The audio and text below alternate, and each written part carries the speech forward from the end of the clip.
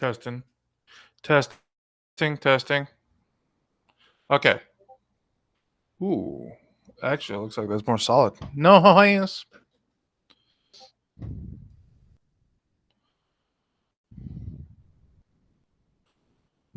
We are good. We're golden.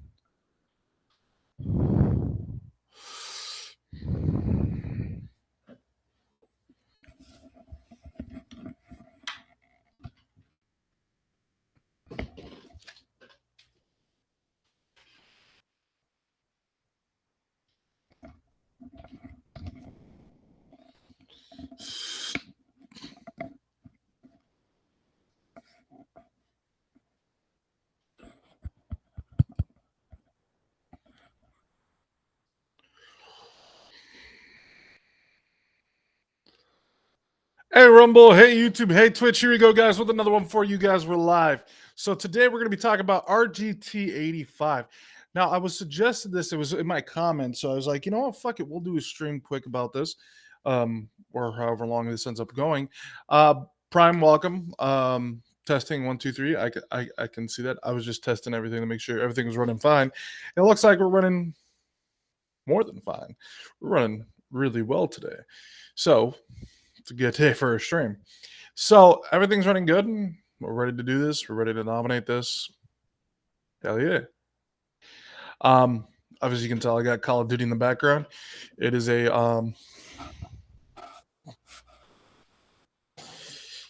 you can go check out the Call of Duty stream that we did on Twitch.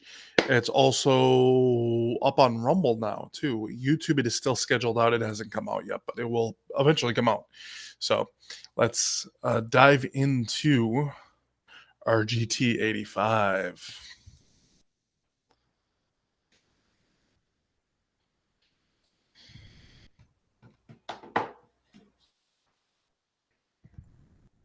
And 1 second, guys. I need a.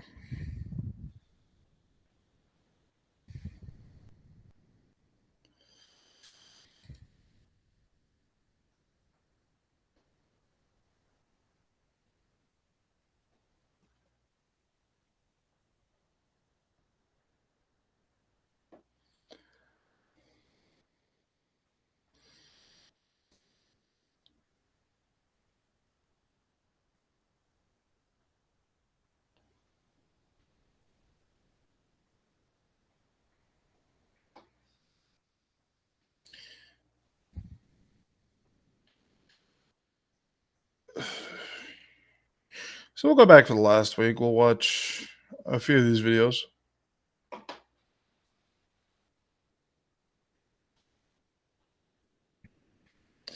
Just want to get my Rumble Studio app up, get that up and running.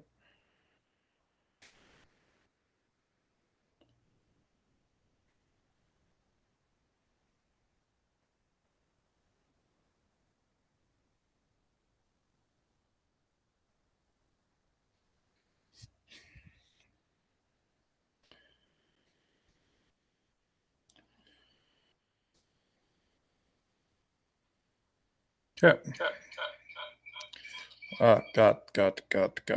Got. Shut up. Shut the fuck up. All right, fixed it. All right, let's get into this, guys. Let's get into this. So we're gonna start back with this. Wait, this is a fake Nintendo Nintendo 64 game.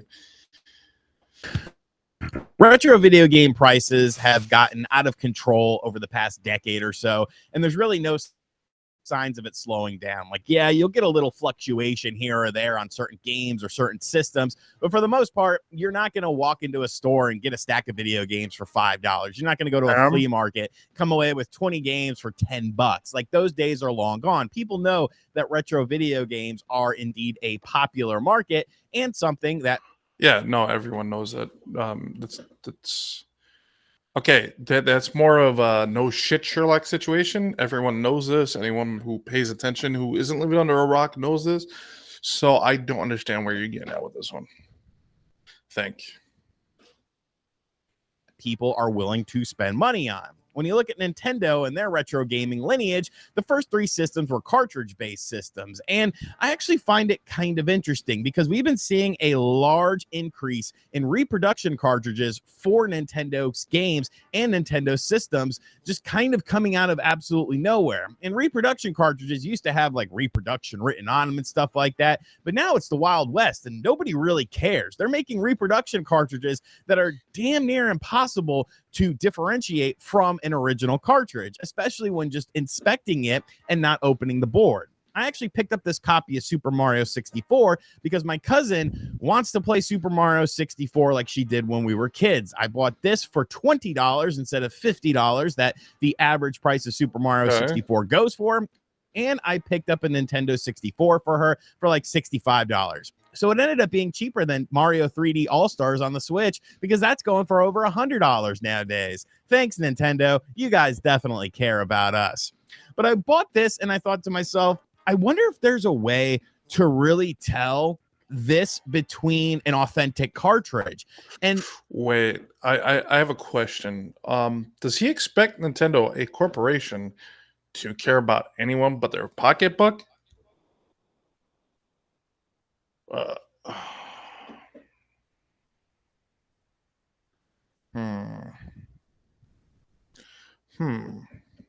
lot of questions here. A lot of them. And a lot of things just they're going unanswered right now. What part does he think that, okay, I have a question for everyone.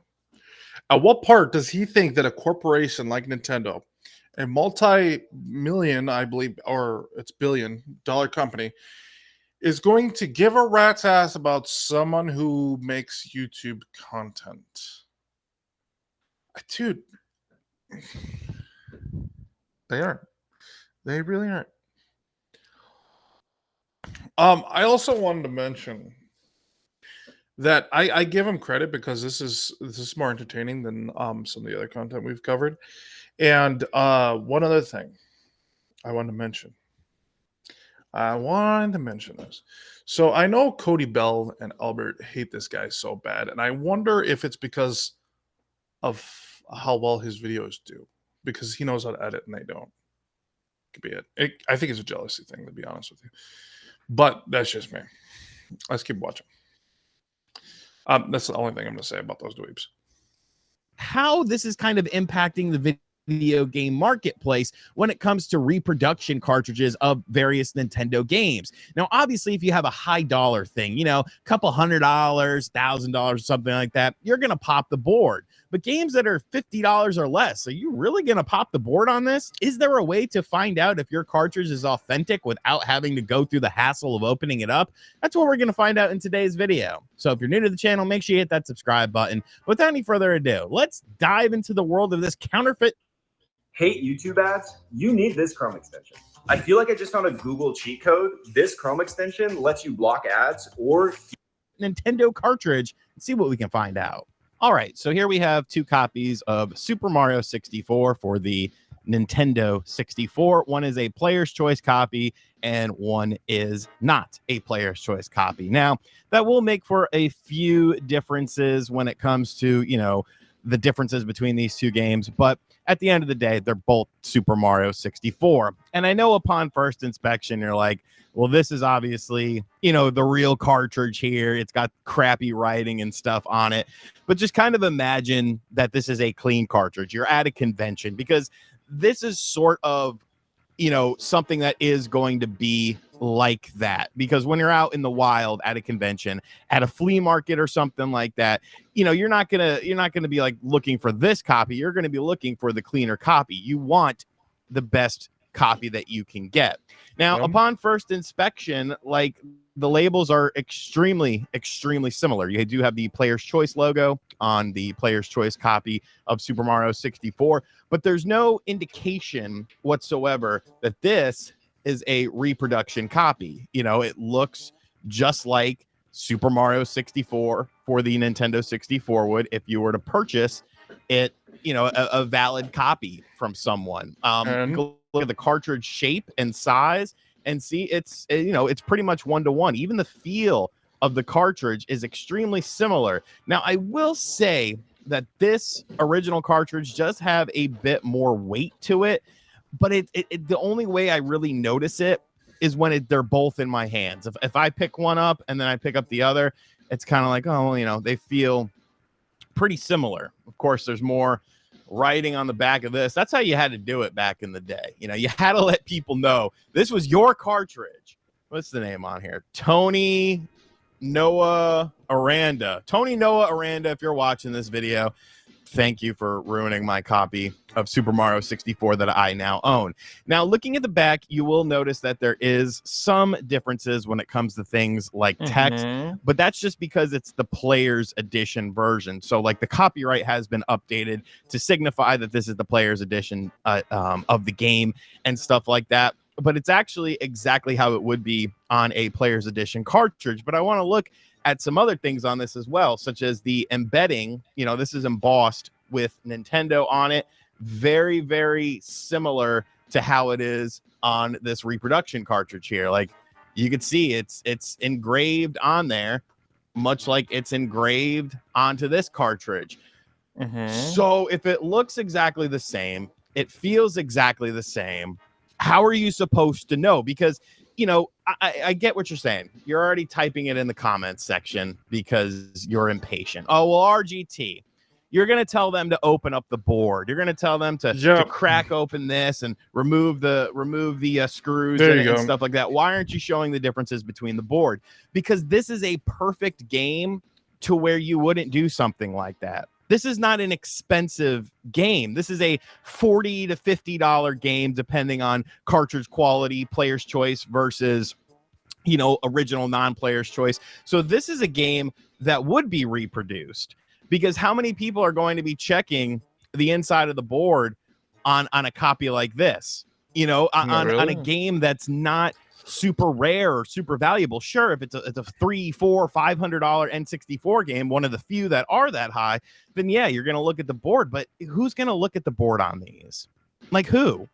We're talking about a $30 difference, but in the same breath, that makes these games more attractive because sellers do realize that the average person isn't going to look on the board with this. So is there any visual way to tell if this is a real copy or a fake copy?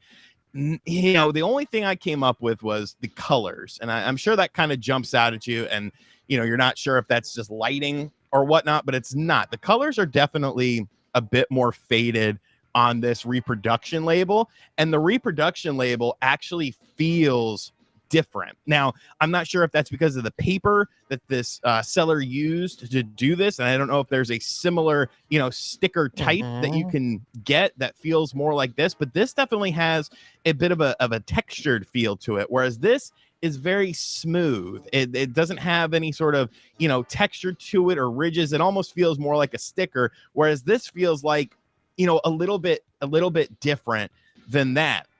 And really, you know, between the colors being a bit different and the smoothness of it, and, you know, the back is kind of similar with this label, but then again, it could just be because of age or something like that.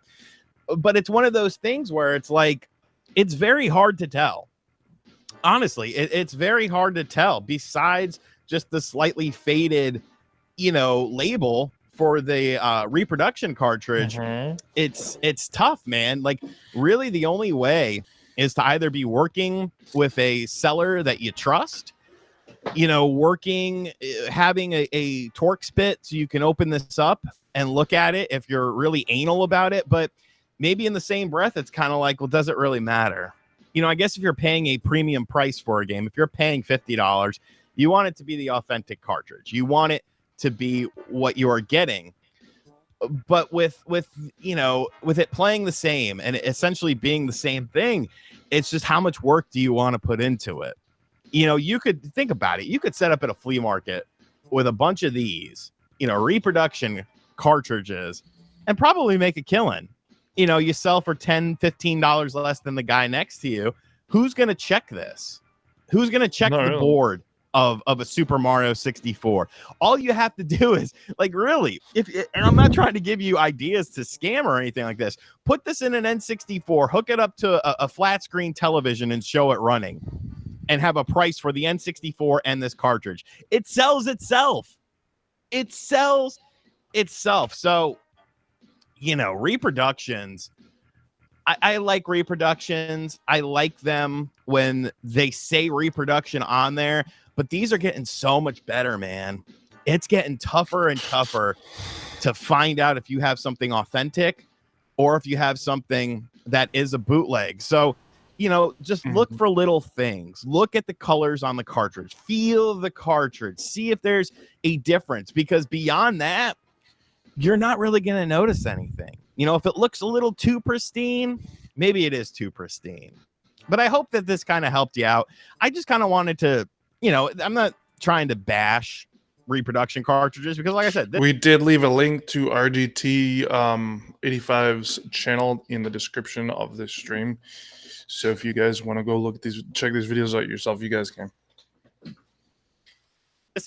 This is for my cousin. It's for her, or for Christmas.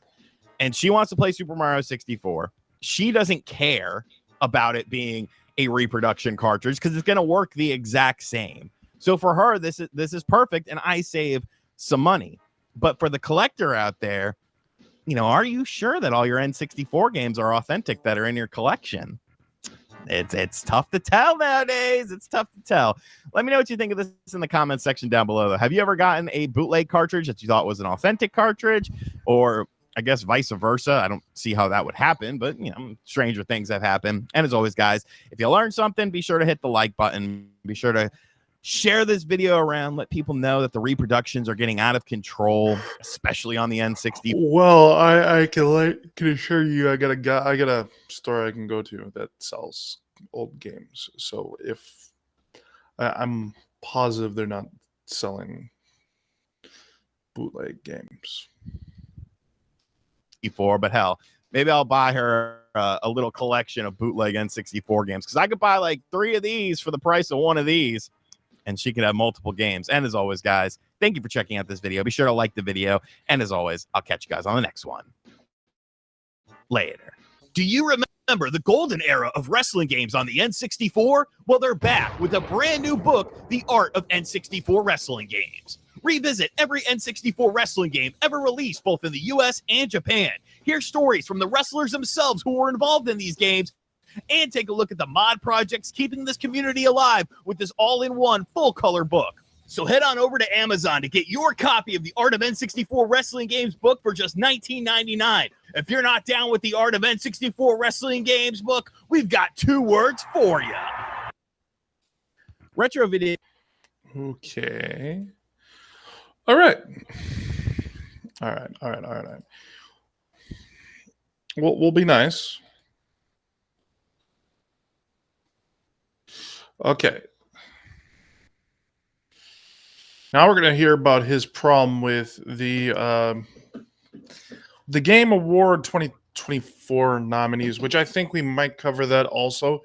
If you guys want to watch that here as well. Well, I haven't exactly given my opinion on it. I know my opinion isn't probably going to be what some people want to hear, but at the end of the day, I have an opinion on it too. So. Mavavi Video Editor is an easy tool for beginner creators like you. Cut, trim. Well, you knew this was coming. You knew this was going to happen, because today, folks, we learned about the 2024 Game Awards nominees. Lots of pomp and circumstance, a whole production, instead of just putting a list out there, done, of course, by my friend and yours, Jeff Keighley. And there's problems with this. There's controversy with this. And you know what? Rightfully so. Rightfully so. There are a lot of things to talk about with this, a lot of different avenues to go down with this. But first and foremost, as I stated on the last Jeff Keighley presentation, I will not be watching the Game Awards 2024. I'll check Twitter to see, you know, what announcements are made, if there's anything worth talking about. Maybe I want to make. Well, that's great, because we'll be watching it with you guys. So I will be watching, and I'll be watching it with you guys again. I don't know why. See, I'm already putting it on my calendar, and the plan is for me to give my viewers the best content. So, what I will be doing for the Game Awards is we will be live for the Game Awards.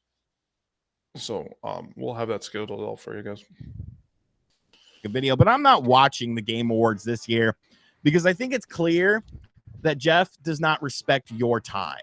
And if he doesn't respect your time, then why should you respect his show? And maybe that's a little mean to say, but I think it's the right thing to say. If Jeff doesn't respect the award. Well, so at the end of the day, yeah, even if he doesn't respect the award, it doesn't mean, because I don't know if you know this, but if you go and watch it later, he's still going to make money off it. You go watch it off somebody else, he's still going to get something from that content creator. You could go watch somebody else stream it live and watch it, and I'm pretty sure somewhere down the line they still get money for it. So at the end of the day, it doesn't matter how you end up finding out about it, because the one thing that I am still going to be there for is the game announcements. I'm still going to be there for, yeah, that's pretty much going to be it. And I am going to watch it with my viewers, and we're going to discuss everything. And we will watch it together, and then we'll discuss it probably afterwards. Is probably the plan. And we're just, rapid firing through some of these awards for categories that, let's be real, nobody really gives a damn about. If you're just going to sit there and rapid fire through these, why should I, as a viewer, care about the awards? We have an identity problem with the Game Awards. Is this a show to celebrate the video games of the past year, or is it something to present upcoming games via trailers and new exclusive announcements and stuff like that? It has an identity crisis, but of course it doesn't really have an identity crisis. Okay, it's a fucking game showcase. Whether you like to admit it or not, it's going to tell you what the best games were of the year while telling you about the new ones coming out. It's like any other award show, except for it's a little different than the ones you see for the Grammys and the Emmys and all that. The Game Awards are a little different. They're a little special, and they still will be special just due to the old ones. But currently, most people agree, for one, Jeff Keighley's got too much. He's got Sony in his pockets. That's a problem that I know Xbox guys have with it. The other problem is he's snuffing actual Game of the Years for DLCs. And that's the problem we're having. It's not that we could care less what kind of thing they do prior. There is no identity crisis with the Game Awards. There never has been. The problem they have is with who they pick for their nominations and how they carry themselves. I don't know about you, but to me, people wonder why Xbox guys do not listen to a lot of these scores. We don't trust a lot of them.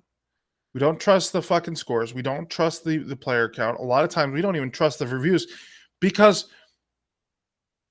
and we don't trust these Game Awards because we've played the games that they said were jack shit and said, hey, these games are actually pretty fun. And a lot of times we know that there's PlayStation fanboys who will literally go into a game, whether it be on Steam or on Xbox, have their account set up, and sit there and dog it with bad reviews. So at the end of the day, we're not going to take those as cover. Like, we're not going to take that for anything. Have all of our favorite categories: best esports team, content creator of the year, a bunch of. Okay, so we us content creators get a fucking award. Like, dude, shut the fuck up. People that, I mean, I've never heard of. Maybe they're popular Twitch streamers or something like that. Games for impact, your little artsy fartsy games and stuff like that. But everyone was very interested in the main, the main award, the Game of the Year award, because leading up to this, all of a sudden there was a massive controversy because completely out of the blue, a few days before the announcements were made, a FAQ went up on the Game Awards website where now DLC remakes and remasters were fair game. Yes, and that is where we have the problem. They should not be allowed. They shouldn't be in there at all. You know what? A remake, okay. Maybe No! I can understand that. A remaster, I don't think a remaster would ever get a nod for something like that. But DLC being able to be a nominee for the game of the year, for the best game of the year. Now that None of them should be up for Game of the Year, ever. They had their time in the sunlight, in the light. Now it's about the games that came out this year. Not remakes, not reboots, not DLCs. Games that came out this year. Fuck me. RGT is going to be pissed about my fucking comments on him today. that makes absolutely no sense because you have a category. You have a category? You have a category called best ongoing game. For And best DLC is ongoing indicative of an ongoing game. You have to have a base game. You can't just buy the DLC as its own standalone thing. DLC inherently is not a game. It is an No. addition to a game. It is an Yes. ongoing thing for a game that is already released. But we all know why. We all know why that was added. And it was for a certain game that just had to be in the game of the year. So we have our 6 nominees, and they are as follows. Astrobot, which was my game of the year for most of the year until something else came out. Balatro, the card game, because you have to have your one indie game in there. Final Fantasy VII Rebirth, which is not a game of the year. I'm sorry. There was so much damn padding in that game. It was crazy. Black Myth Wukong, Metaphor ReFantasio, and of course, that Elden Ring DLC. Yep. How do you sleep at night? You obviously sleep on a large pile of money, Jeff Keighley. But DLC should not be game of the year. And it's funny to me because my game of the year, nowhere to be seen in this, which was Batman Arkham Shadow VR. But a VR game would never be nominated. Okay. I'm sorry, because VR games suck. The game of the year, in my personal opinion, along with a lot of others, with the majority of people, would say Warhammer Space Marine 2. Warhammer 40K Space Marine 2 was the best game this year, but it got snuffed. Why? Because the developers in Russia. Oh, there's more to it than that. There's also because, it's not a precious PlayStation exclusive. Astrobot, again, you're showing your fanboyism here. And we're not even going to talk about that when you said that. Because the average gamer is going to tell you that Astrobot sucks. It's your average. I've seen so many games made the exact same way that exist in this world. It takes so much from other games that it literally has no identity. That is Astrobot. So at the end of the day, Astrobot is not a good game. Okay, the problem we have is that good games got snuffed for this. We've seen this happen before. We saw it happen, it was either last year or the year before that, when Harry Potter came out. It got snuffed, even though it sold the best of any game that came out that year, due to politics and because it was not woke enough for them. That's the other reason why games get snuffed from this, is because they're not woke enough. And see, that is what they're trying to do here. Okay? If they can use something like a DLC, then they can just use a previous game of the year to try to snuff out those other games. That was the whole point behind this. I think it's very fucked up of them for them to do this. And the whole time I'm watching that, I'll be watching that with my viewers. I'll be reminding them. For game of the year, at least not in the near future, because for some reason we don't respect a VR game. Of course, there is a VR category, much like there's the best family game category, which is AKA the Nintendo category. But looking at this lineup of games, I see two things. I see first and foremost that this was a bad year for video games. If you're so desperate to find a sixth game that you put DLC into that, this was not a great year for video games. And I bet No, it was a mid-year. Everyone agrees that. What the problem is there was actually good games that came out this year that got snuffed for it. That's what our problem is. better not see any dumbasses making videos talking about how great 2024 was for the industry, because this was by far one of the worst years ever. You had catastrophic failures. You had massive layoffs. You had companies that are just being stagnant. You have all this sort of, controversy surrounding games and, developers fighting with fans of games and stuff like that. This was a terrible, terrible year for the industry. And I feel like this accurately showcases that. This whole, the whole show, all of these nominees. And you have to think to yourself, well, what is the root of the problem? Because Jeff gets up there and says that he has no bearing in what is nominated. And this is where, yes, he does. This is where we go down the rabbit hole. This is where we get into the nitty gritty of this situation, because we have a jury of people worldwide. Okay. And this is something that I've talked about before, but it seems like lately, because of this large anti-woke movement, that people are now starting to open their eyes to it instead of just watching me and learning about this years ago. But when you actually look at the jury of people, you would see places like Newsweek and the LA Times and some random podcasts that nobody watches, nobody gives a shit about. Yeah, they have a big Patreon, but look at their actual numbers. Nobody really cares about this. But for some reason, for some odd reason, Okay, this woke problem has been a problem for a while. We've just come to, well, we don't even accept it. Okay, yeah, that is a major issue with the Game Awards. If it's not woke enough, they won't put it in. I literally just said this. If you're saying people aren't saying anything about this, I've been saying that there's a problem with this fucking woke bullshit for a long time.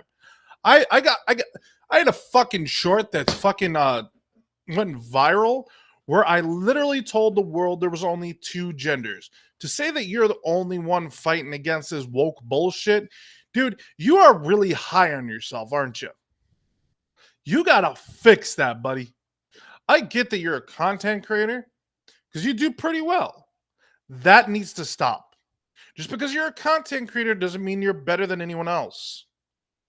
That is what I'm getting at. I have covered a lot of content creators who act the same way you do. Hell, there's a Mr. Cody Bell that I fucking had to rip up a new one because the man couldn't figure anything out. And he thought he was better than everyone else. You're just as bad. Well, with that, I'm assuming you're not as bad as the other stuff he does.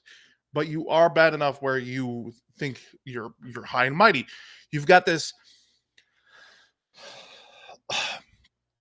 Because ultimately, I agree with you when it comes to the Game Awards. I think something is wrong. I think something's up.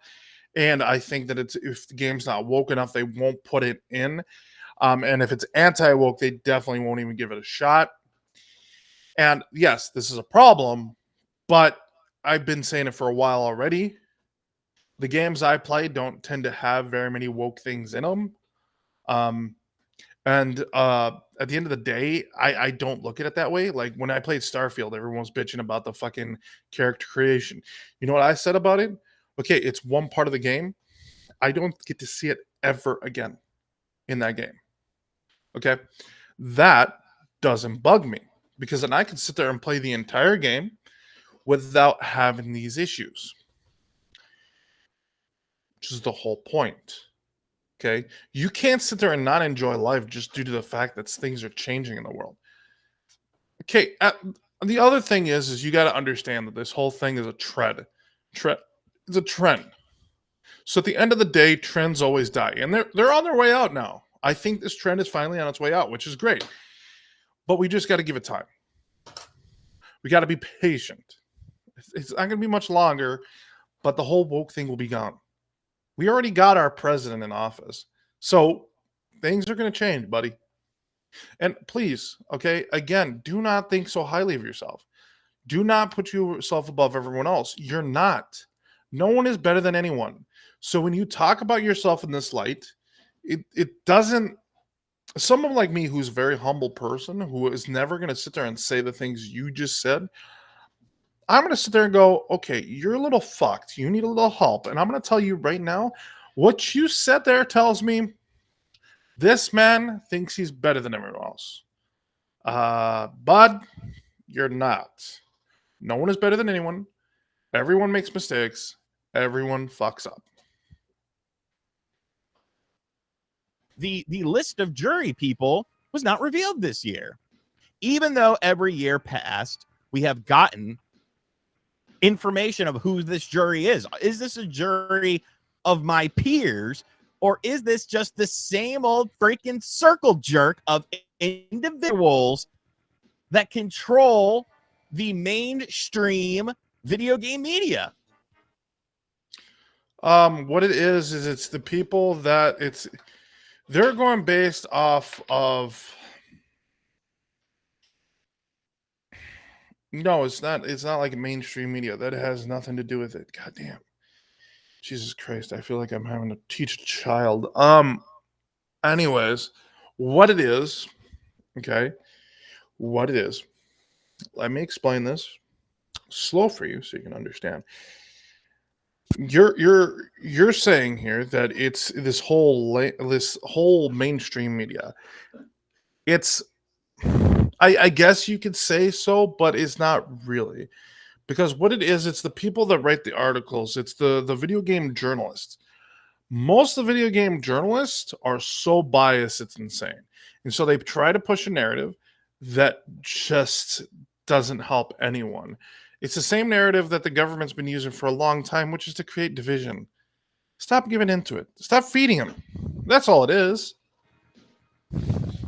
You see this time and time again, people. You see this time and time again. And some people get a little bit too far into the conspiracy theory thing.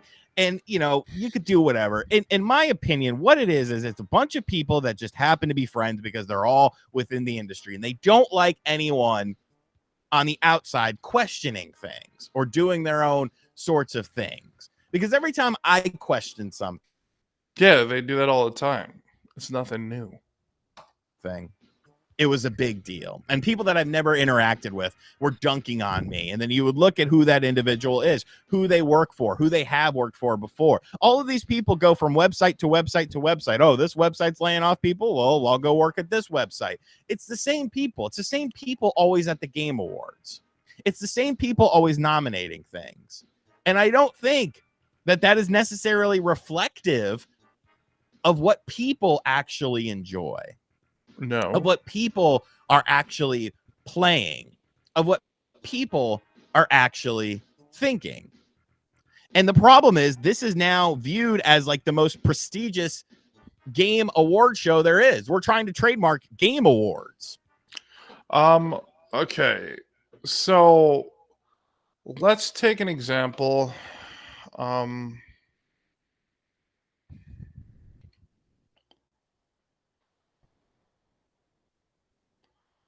So let's go look at Warhammer.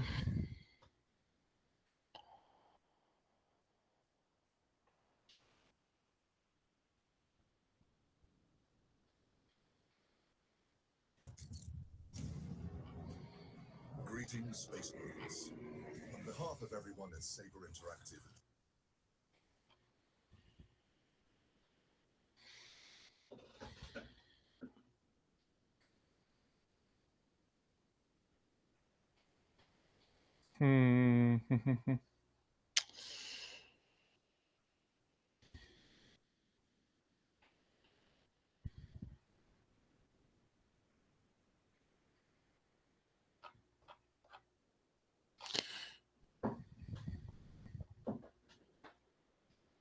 Okay.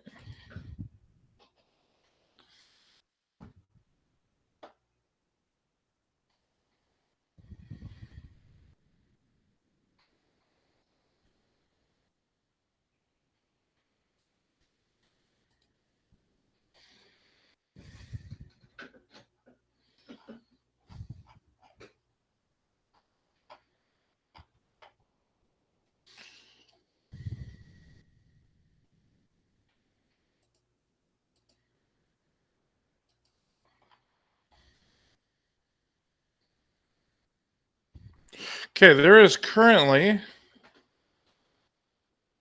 7,700 people playing Warhammer 40K Space Marine. Now let's look at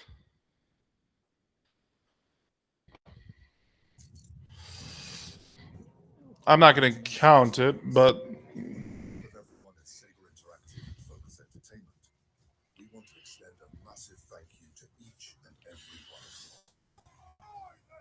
you. It's only been a few weeks since we released Space Marine 2.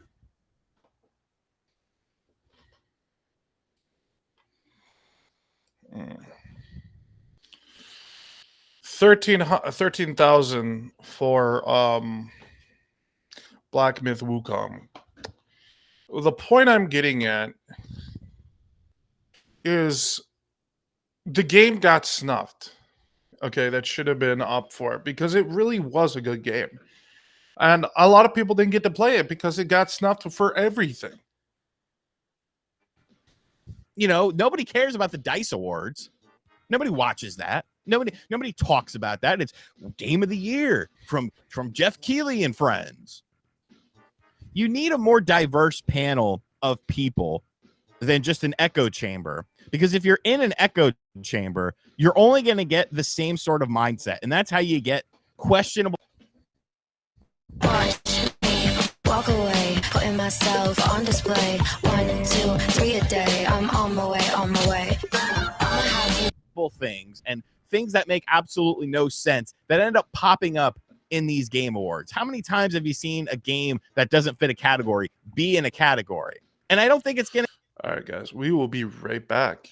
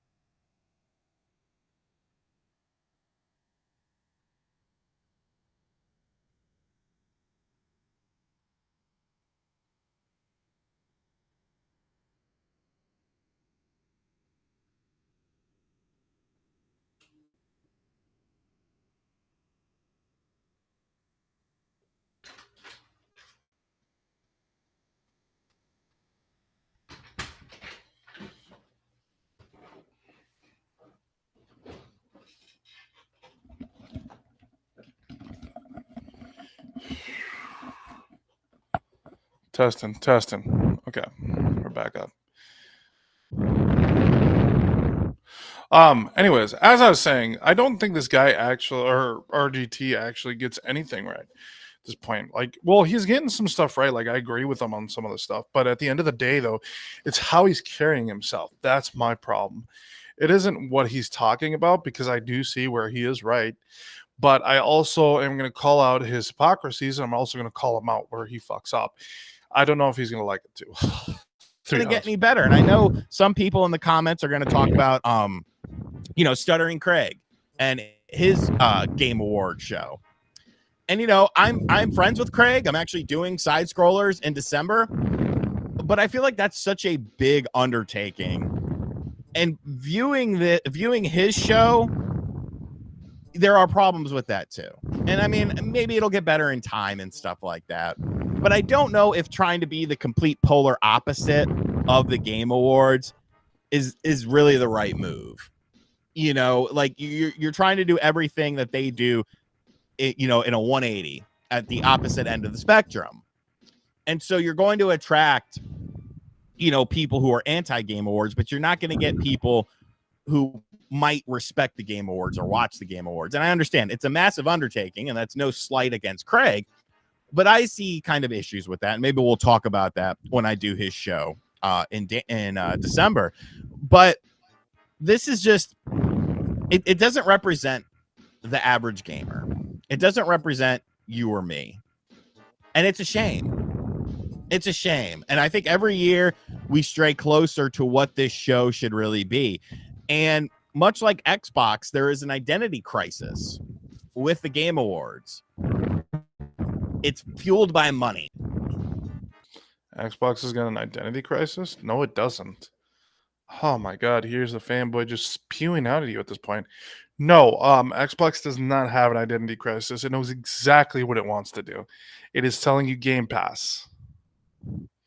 Be a fucking idiot. I mean, really, that's what it boils down to. You want to get a trailer at the Game Awards, 6 figures. You want your game showcased, 6 figures. And so you're going to start to see more and more random ass Chinese companies that you've never heard of before, all of a sudden getting lots of promotion. I mean, that's just the way it is. That is the way this is. It has become a greedy thing with individuals who don't represent the average gamer, in my opinion.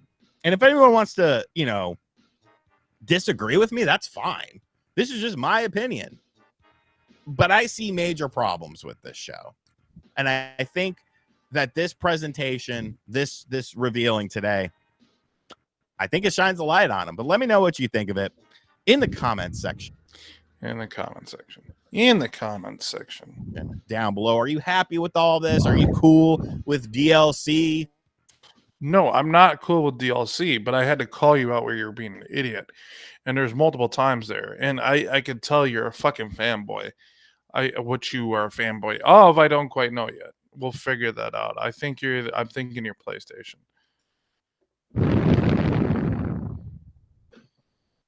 Being that you pushed for a VR game, so I'm assuming you're PlayStation fanboy.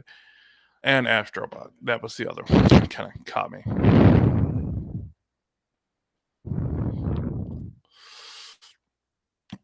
And actually, we're gonna go into the last 2 videos.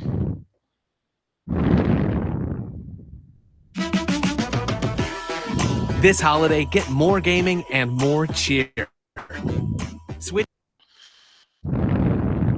Well, you knew this was coming. You knew this was going to happen because it doesn't show you dislike ratio on YouTube anymore. That's sad. I've been known to be a bit of an overthinker with certain things, but in my opinion, that's not necessarily always bad, because when you start to question things, you realize that the reason you have these questions are because these questions haven't been answered. If these questions were answered, you wouldn't start to overanalyze a situation and kind of dig deeper into it. And I feel like there's a lot of people that are probably a bit of overthinkers, but maybe they don't speak up about it. Maybe they don't, voice their concerns with it because they think it falls upon deaf ears. Well, I am here for you when it comes to things like that, because I'll talk about whatever. I don't care. And I've been thinking about something quite a bit recently, and I realize it's not because I'm overthinking it. It's because these questions have not been answered yet. And this comes down to a product in which the company making the product should be answering these questions. Now, I love the Nintendo 64. Recently wrote a book on the art of N64 wrestling games, available on Amazon now. Link in the description box down below. And since then, I've really been playing more N64 than I have in a very long time. I actually bought an HDMI modded Nintendo 64. I'll be doing a video on that. Of course, recently we did a video on the EverDrive and a cool micro SD card that's preloaded with all the things you could ever want.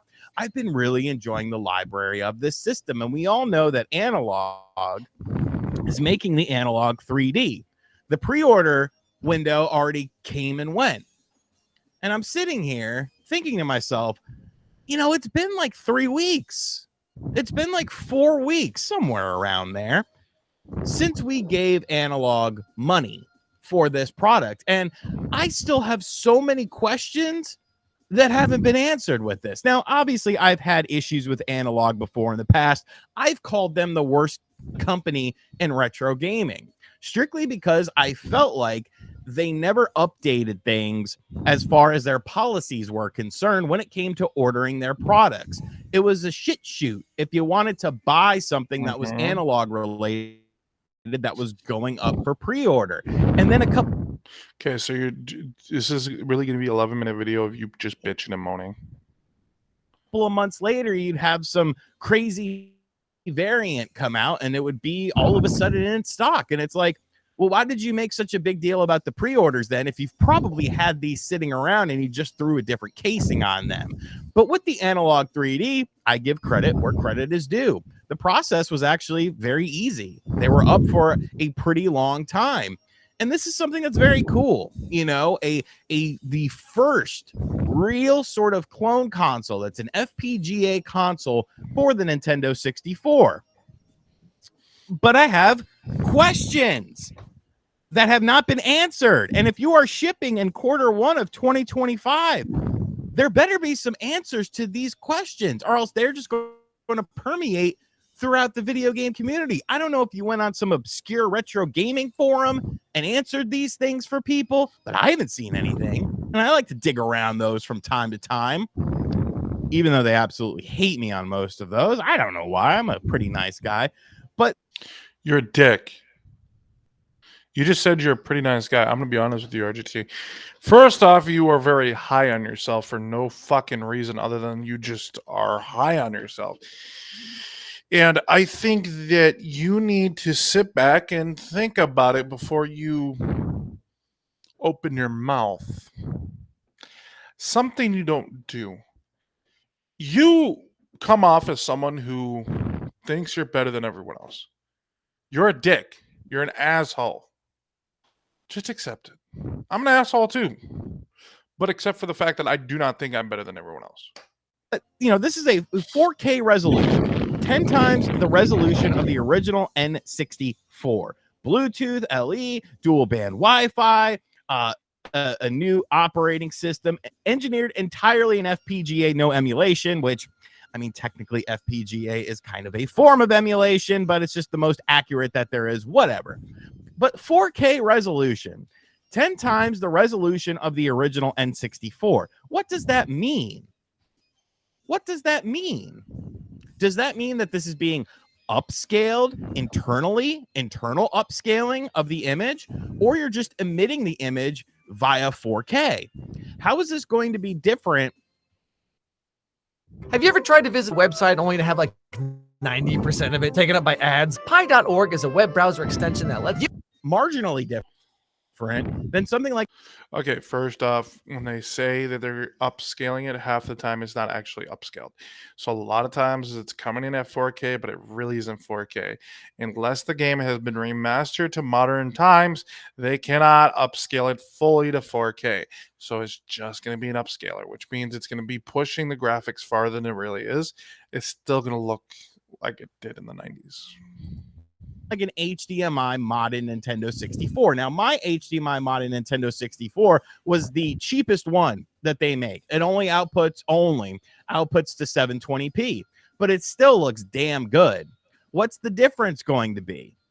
Well, like 720p to 4K does have a visual difference. So I am interested in seeing what that difference is. But is it the same image just blown up to 4K, or is there something going on to upscale it properly? Because you could set up an N64 on your 4K television, and technically speaking, you could say, well, this is 4K. And you're wondering why I have these questions, and it's because there's no screenshots. There's no comparison videos. And this was something that I brought up in my initial video about this product, and I figured, well, because there won't be comparison videos because of the fact, oh my god, you're a fucking moron. Until the game gets fully remastered, they can't do a comparison video or pictures because it just isn't possible. well, you know, eventually, you know, probably in a week or two after they get everyone's money, they're going to show what this system is capable of. There's going to be videos showcasing things, much like there was for every other analog system. But we haven't gotten that. You've been engineering this for nearly 4 years, no incompatibility. You can re-experience the N64 exactly as it was meant to be without compromise. First 100% compatible recreation of an N64. Bold claim. Do you have anything to sort of back that up? We don't know. It seems like they're more focused on, like, this is just interesting, quality for HD TV 4K, unmatched authenticity. There's different sorts of display, or there's display modes, or meticulously reproduced. Look, I am assuming this isn't just upscaling, it's an unprecedented transformation. Cool. Show me that. Why haven't you shown me anything from this? Because they don't need to. I don't understand it.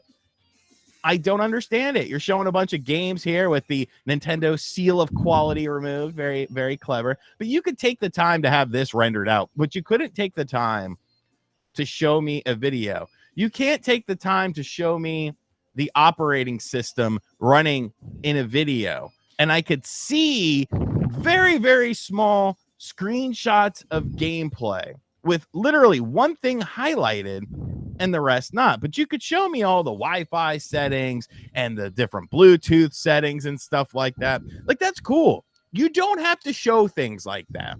It is 2024. This is releasing in 2025.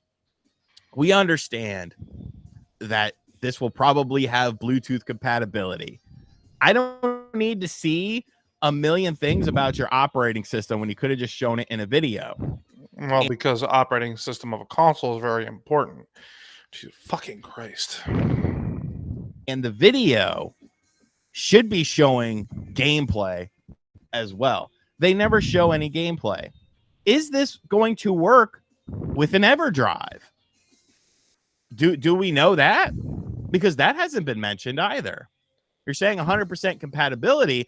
Well, an EverDrive will work on any Nintendo 64 console. You pop it in. It works. That is another question. Am I going to be able to use my EverDrive on this system? The EverDrive has its own sort of little operating system within it.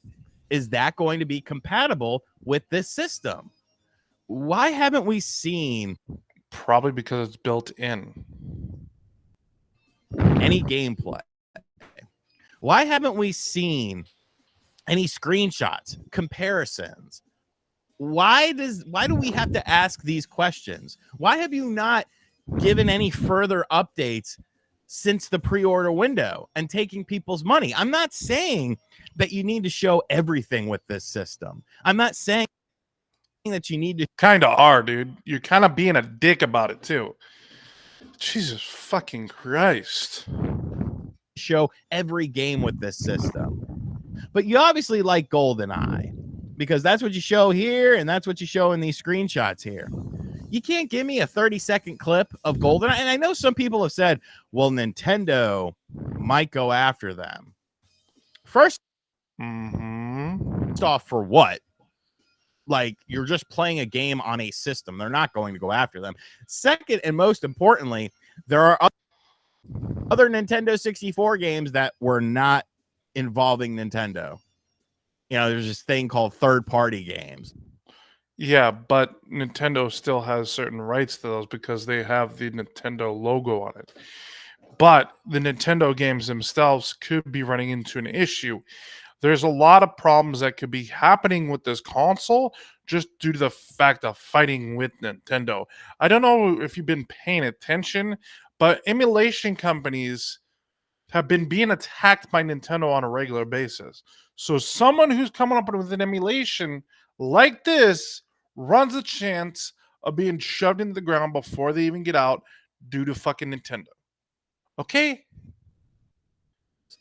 And yes, the third-party library might not be as deep and as vast as on other systems, but there are plenty of games to choose from that you could showcase different graphical settings with this. There's no excuse for it. There's no excuse for it whatsoever. And yet... Dumbass, there is. There's plenty. I'm sitting here getting a product that I have ordered because I love the N64. I love this thing. But what am I getting? And why do I have to sit here and wonder about this? What's with the secrecy? If you're taking pre-order money, there should not be secrecy. And yes, maybe I am overthinking it. But to go back full circle, I wouldn't be overthinking anything whatsoever if these simple, basic questions were answered in the first place. What kind of image are we getting? Is this internal upscaling? What is this FPGA doing? Can you show me the upscaling? Can you show me the 4K visuals? I don't necessarily even need a video. I'll be satisfied with the screenshot.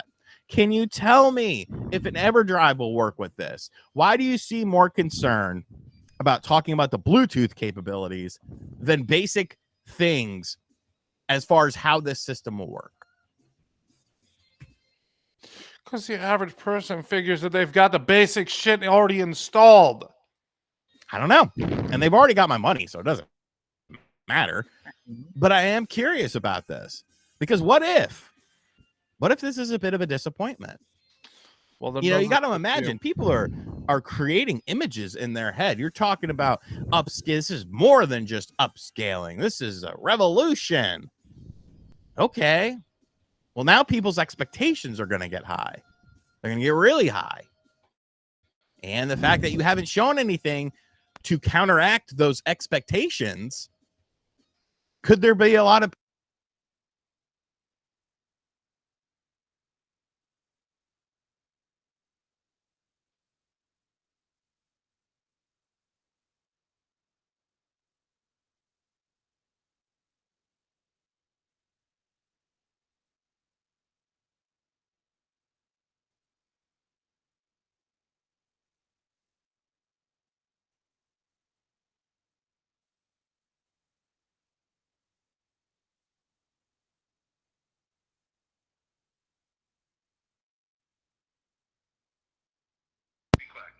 Guys, I haven't responded to Cody Bell at all, and this man is fucking calling me. Listen to this shit. This man is obsessed with me 24/7. I live rent-free in his fucking head, and guess what? He probably jerks off to me every night. Get the fuck off here, man.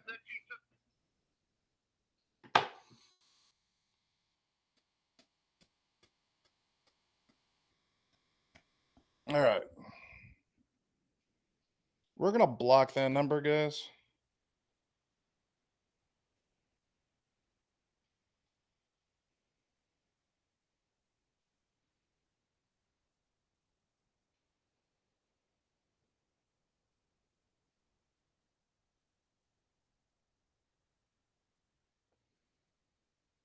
See, dumbass is committing a felony and doesn't even care he's doing it.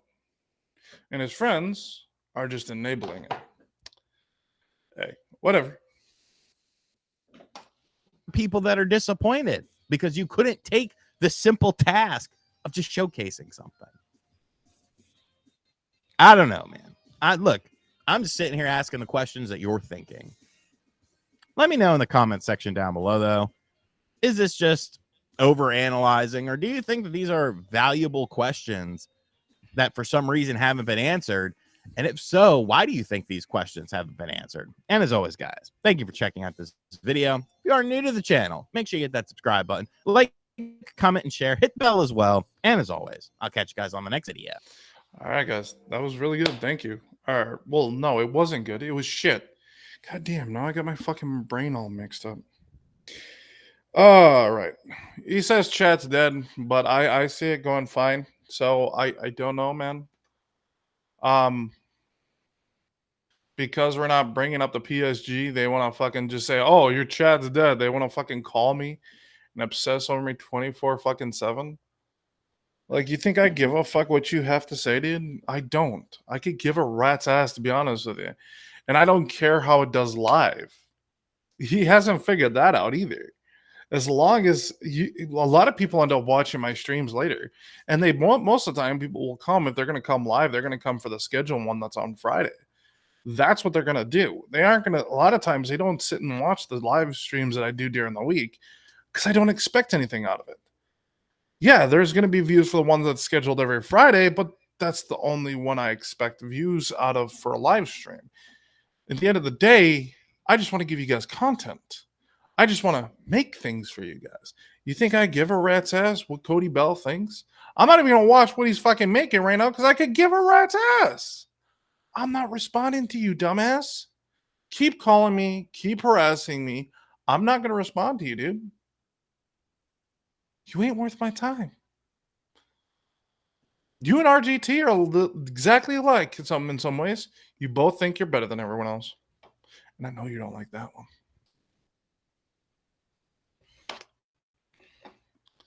All right.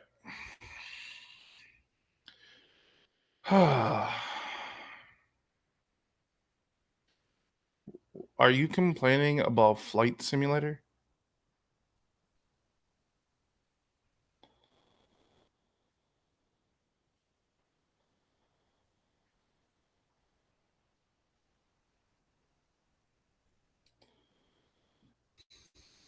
Movavi Video Editor is a powerfully simple app at a rock bottom price. Cut, trim. Enough is enough. All right? Enough is enough. There needs to be some sort of revolution within the AAA modern video game industry. And if I have to spearhead that revolution, gosh darn it, so be it. Because I am sick and tired of these half-assed game launches that we get from these big companies, that we get from these big developers, and you get all these sorts of excuses and reasonings behind it, and people are sympathetic towards a company that solely exists to make products to entertain you. That's something we're going to talk about in just a little while. But there's been a situation with Microsoft Flight Simulator 2024, a franchise that has been around for a very long time, a franchise that, statistically speaking, is rated very high on Metacritic each and every year because of its high quality. Well, the new one came out, and I'm not a flight simulator fan or anything like that. This isn't my sort of. Then don't bitch about it. If you don't play Flight Simulator, why are you even saying anything? Because then it tells me you never played the game. It tells me you never will play the game. It just tells me you're a fucking douchebag. Jesus, fuck. If someone else enjoys it, oh fucking well, let them enjoy it. The whole point about this hobby is the fact that we sit and we enjoy our video games. We sit there, have a good time, enjoy what we're playing, and have a good time.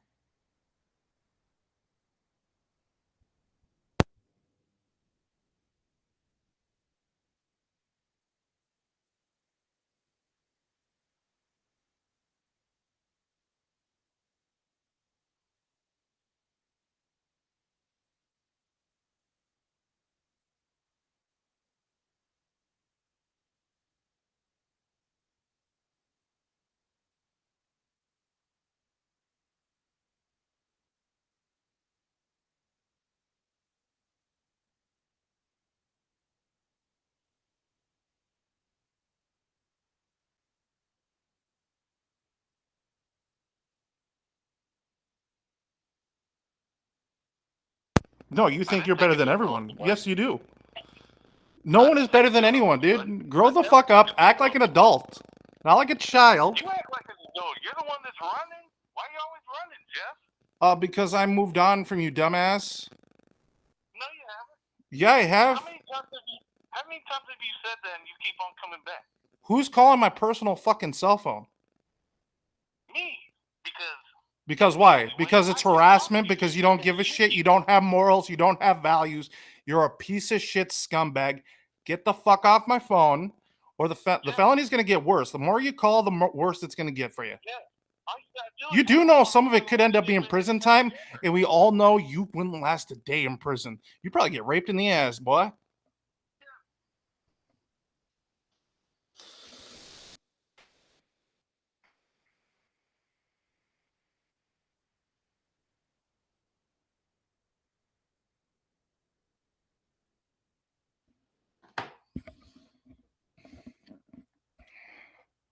You know, the funny part is he's watching this, not realizing, because obviously he's paying attention to it. The chat is fine. I'm looking at the chat right now. He doesn't realize that we're not up on one place. We're up on multiple locations. I am keeping an eye on my chat the whole fucking time while he isn't. He's nothing more than a little bitch boy. Hell, we have the chat right up there. If he really wants to fucking argue with me and be a little bitch and act like a child on a fuck, dude, he just proved to me that he acts like a fucking child. Dude, just let me fucking do my stream. Stop being a fucking prick. Move the fuck on. Act like an adult. Cody Bell, you want some advice? Here's some advice. Obviously, this stream has nothing to do about you, but you have to drag yourself into everything I do.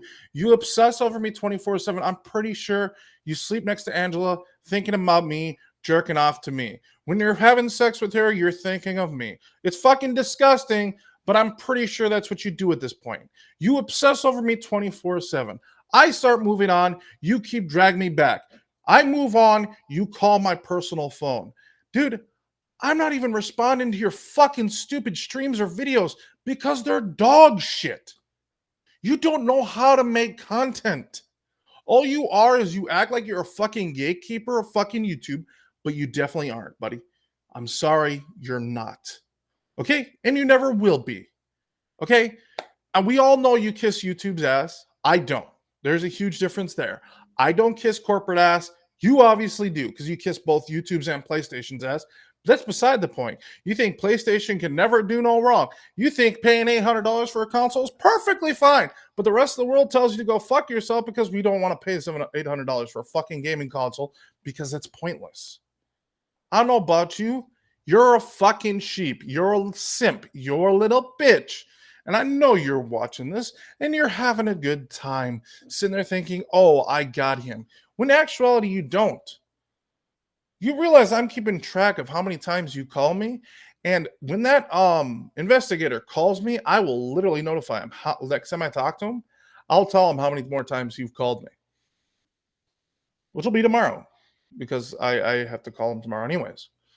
So I will notify him and tell him exactly how many times you've been calling me, and you can enjoy that fucking felony. We all know you wouldn't live in prison. We all know you wouldn't survive in prison.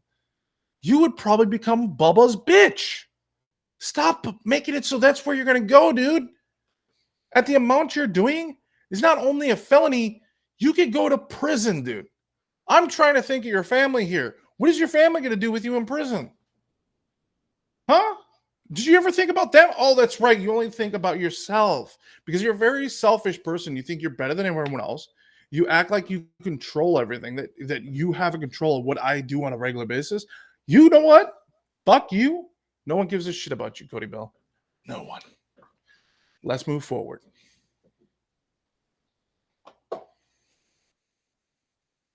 Genre. I've played the Flight Simulator series before. I owned MiG Fighter Pilot 29 on the Sega Genesis with a flight stick. Okay, so that's not even Flight Simulator. Again, you've played it in the past. It is a very good game. So again, just let people enjoy it. This one is different than your average flight sim. This is about actually doing things like rescue missions, things like that. And you're getting pissed because they're adding more than just flying from one location to another? They're giving you more to the game than what was in the previous one? That doesn't make any fucking sense. They already dominated the fucking map. Because my mom made me return Mortal Kombat that one of my uncles bought me for Christmas, and that's what I picked because I was an idiot. But I'm not a big Flight Simulator fan. However, there are certain then why are you making a rant about it? things within a video game that you can look at this video game and be like, oh, well, this is a polished launch. This is indicative of how a game should launch. And then there's experiences like Flight Simulator. Oh, boy. Look at this nonsense here. So Flight Simulator 2024, overwhelmingly negative. Well, that's weird because every other Flight Simulator game has been overwhelmingly positive. And you can look here that there is a $200 edition of this game. You're charging people $200. You do see that there's there's multiple versions here. You don't have to buy the $200 version. You're saying $300 is only $200, but you can buy the $69.99. So it's a $70 edition, which is the same cost of any of your PlayStation games, brand new PlayStation games. You got $100 here, you got $130, and then you've got the $200 for a game they can't even play. And we're going to talk about what's going on with the game, because that's where the fun really begins. Because the game came out yesterday on the 19th, and this is the 20th when I'm filming this video, and people couldn't play it. And when I say couldn't play it, I literally mean they could not log into the game's servers, because, of course, it's an always online game, even though previous games in this franchise have been available to play offline. No. We have to play this game online, folks. Why are you so upset? Dude, you're living in the past. You do know this isn't the 90s anymore, right? Most of your stuff is online. Dude, your PS5 Pro is going to require you to be online just to fucking get that fucker running. The PS5 Slim requires you to be online to use it. The fucking just to install the fucking disk drive, you have to be online just to install a fucking disk drive. But yet you're bitching about a game needing to be online. Really? What a little bitch. You need to log in. You need to have an online connection, because we need to give you this experience. And how it works, essentially, is your initial download of the game isn't large at all. I remember previous flight simulator game, the one that I played, I want to say it was like 140 gigs or something like that. When I downloaded Flight Simulator 2024, it was like 11 gigs. And I was like, well, what's up with that? Because they have this new idea where they're like, oh, we've got the power of the Microsoft cloud. Remember that? Crackdown. Yeah, the cloud is pretty nice, dude. It works really well. Take advantage of it. If we can get games that aren't taking up most of our fucking hard drive, then we actually be able to play something. On 3, we've got the power of the Microsoft cloud. We can just stream everything into the game. Now, people couldn't even log into the game yesterday. People who purchased the $200 Aviator edition of this game were not able to play the game on launch, because the online servers were so bogged down. And the people behind the game, they did like a video of talking about it, and they're like, we're so sorry. We didn't expect so many people to log into the servers. You're sorry. That's not going to make the game work. At least they're acknowledging the problem. Most game companies, like your precious PlayStation, just give up on the game and sell it out as soon as it fucking flops. So at the end of the day, at least they're trying to fix the fucking problem. You didn't expect people to log into the servers? This isn't some small game. Like, yeah, you and I might not be big flight simulator fans, but this is a franchise that has been around for a very long time, that has had high player counts in previous entries. You're surprised that people are playing this game? You're surprised that people are playing this game on PC Game Pass? You're surprised that people are playing this game on Game Pass? You're not surprised. Your technology sucks. And I've seen so many people that are like, oh man, you know, that really takes balls to come out here and freaking, you know, address it in a video. And so I don't care. Fix the damn game. Better yet, don't release the game until it's ready to be released. This whole streaming of everything, this always online needed connection, is obviously plaguing this game with issues. But no.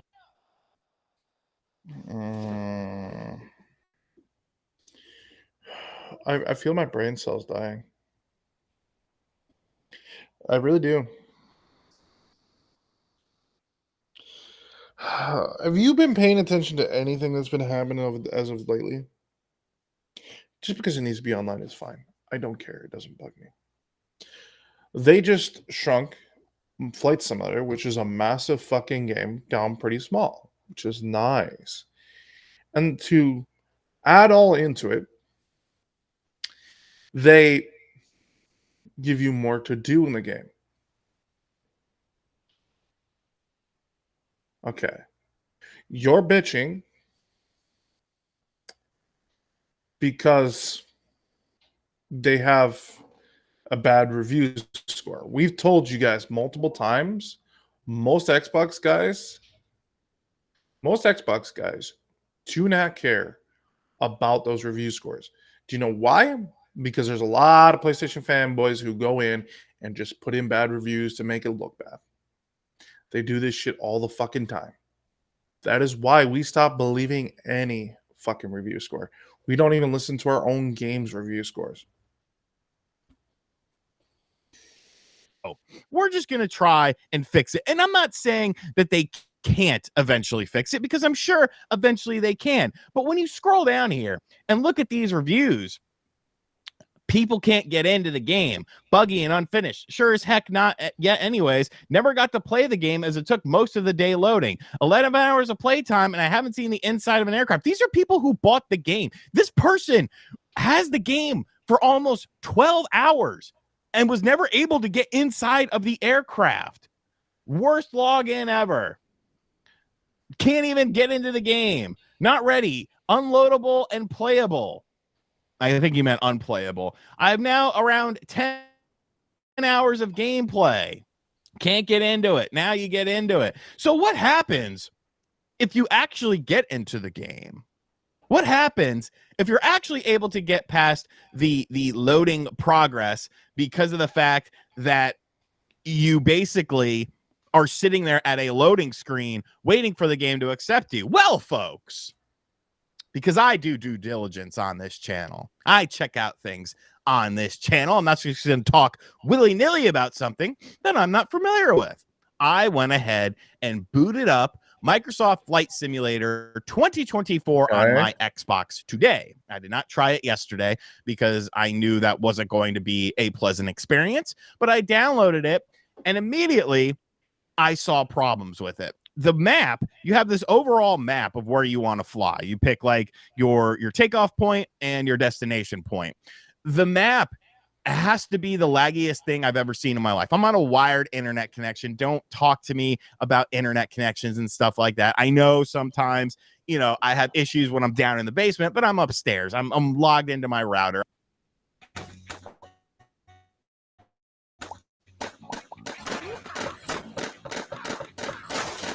I have good internet speeds.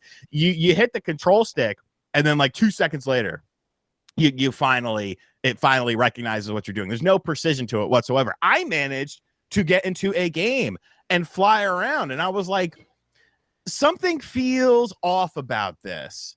I was in the cockpit view, and I was like, something just doesn't feel right about this. Why is nothing like seem to be loading in the background? So then I switched camera perspectives to a behind the plane view, and then it was clear as crystal what's going on. The game is constantly trying to load things in via the cloud, and I'm guessing it's contingent on these servers as well. And if there's a lot of people on the servers, it's going to bog down the game. The frame rate of this game was astronomically low. I'm talking about like sub N64 levels, and I've been playing a lot of N64 lately, so I could talk about that. This was like frame rate. Oh my god. Okay, we're gonna break your little heart there, RGT.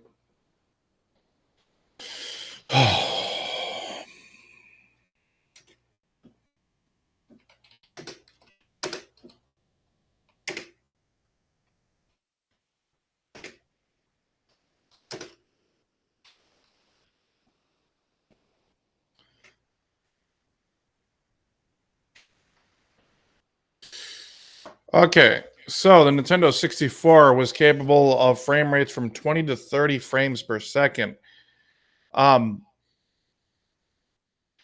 So your whole point gets muted because the average game comes out around 30 frames now. Okay, and if you go to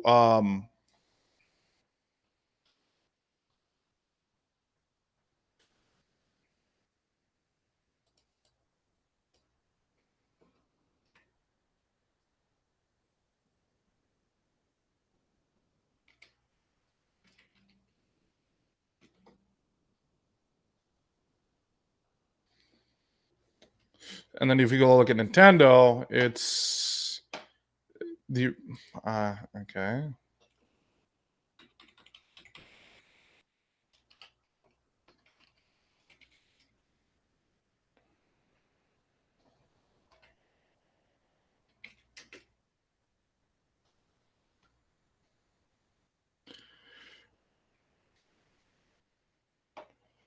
Okay, and the original Nintendo was capable of about 60. So at the end of the day, you're talking about old consoles. They were on a different fucking TV. Okay, those CRT TVs had a higher frame rate. These HD TVs didn't. That's why the frame rate dropped when it came to the 360 and the PS3. But not very many people know this because they don't want to do their actual research and they don't know their history. You are a fucking moron, and we just disproved you in one fucking video. That's sad. Worse than Turok 3 on the N64 playing in high res mode. Okay, if you know anything about that, you would know that is a very slow, clunky experience. Now, this was far worse than that. And because of the lag, the controls are so delayed. Everything is just constantly loading into the background. It completely takes you out of the experience. And the funny thing is, there is a super, super simple way to fix this immediately. Get rid of the online mandate. Make me download the whole game. Grow the fuck up. Learn that the fucking times change. You're a fucking idiot, dude.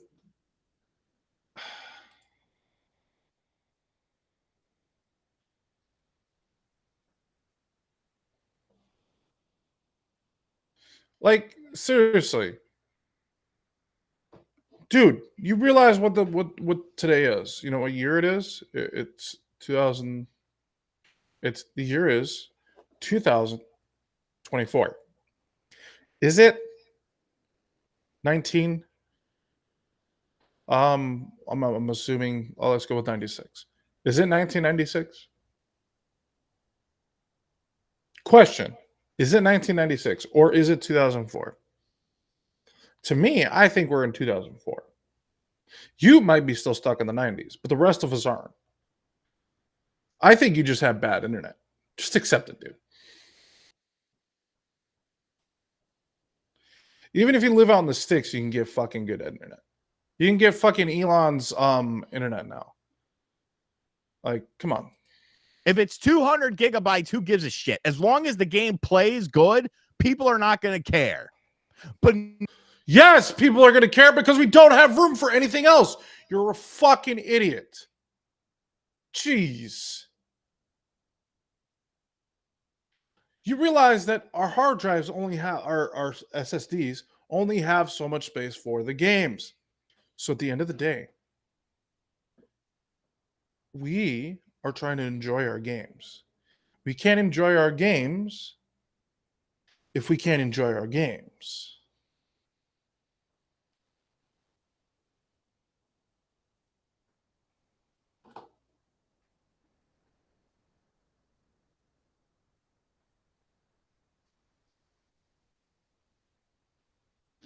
And at the end of the day,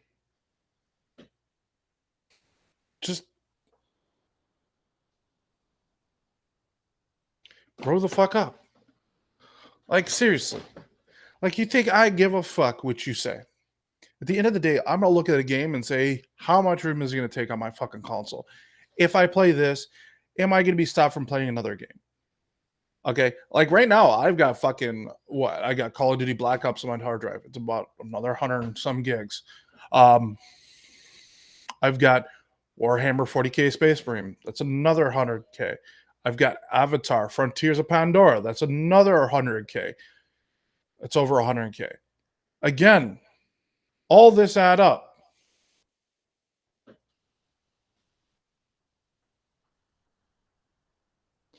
And at the end of the day, no one gives a fuck. So just grow the fuck up. Just let people enjoy their games. If you don't enjoy them, then you don't need to play them. You know that is an option. If you don't like a game franchise or you don't like something, just don't play it. Don't ruin it for others because you're a fucking sheep. no, modern gaming, people. Modern gaming. You have to have an online connection. You have to log into our servers. And I don't understand. I know I said I was going to come back to this, and this is how we're going to end the video. I do not understand why we give so much sympathy in the video game industry, yet every other art form, there is no sympathy. A movie comes out and it sucks. That's it. The movie sucks. A TV show comes out and it sucks. That's it. The show sucks. A book comes out and it sucks. That's it. The book sucks. A music album comes out and it sucks. That's it. It sucks. But for some reason with the video game industry, What? Are you kidding me? These are industries that simp for the fucking wealthy. We're on the only industry that gives them the average developer a fucking chance. You go to the movie industry and you'll find out that independent movies do not do well. Same thing happens in the music industry. Same thing happens in the TV industry. They don't do well because those industries are so cutthroat to the independent people that they don't even get a chance. And they may even be better. Granted, we're in a time where it's easier for this stuff to come out, but it still happens. it's all, real people worked on this. We need to be sympathetic to. No, you don't need to be sympathetic to anything. That's how this industry got into the shit shape that it's in, because we're being sympathetic to everyone. These are companies. These are paid employees that are getting paid money. They're not doing it out of the goodness of their heart. They're being paid money to make these games. Higher ups are dictating what these people need to do and making these decisions about these modern games. No more sympathy. No more sympathy for these big companies. A small company that's never made a game before, sure, we could give them a bit of a longer leash. These big AAA companies, no, they should be on the tightest leash in the world. And we need to stop supporting this shit because it's getting worse and worse and worse every year.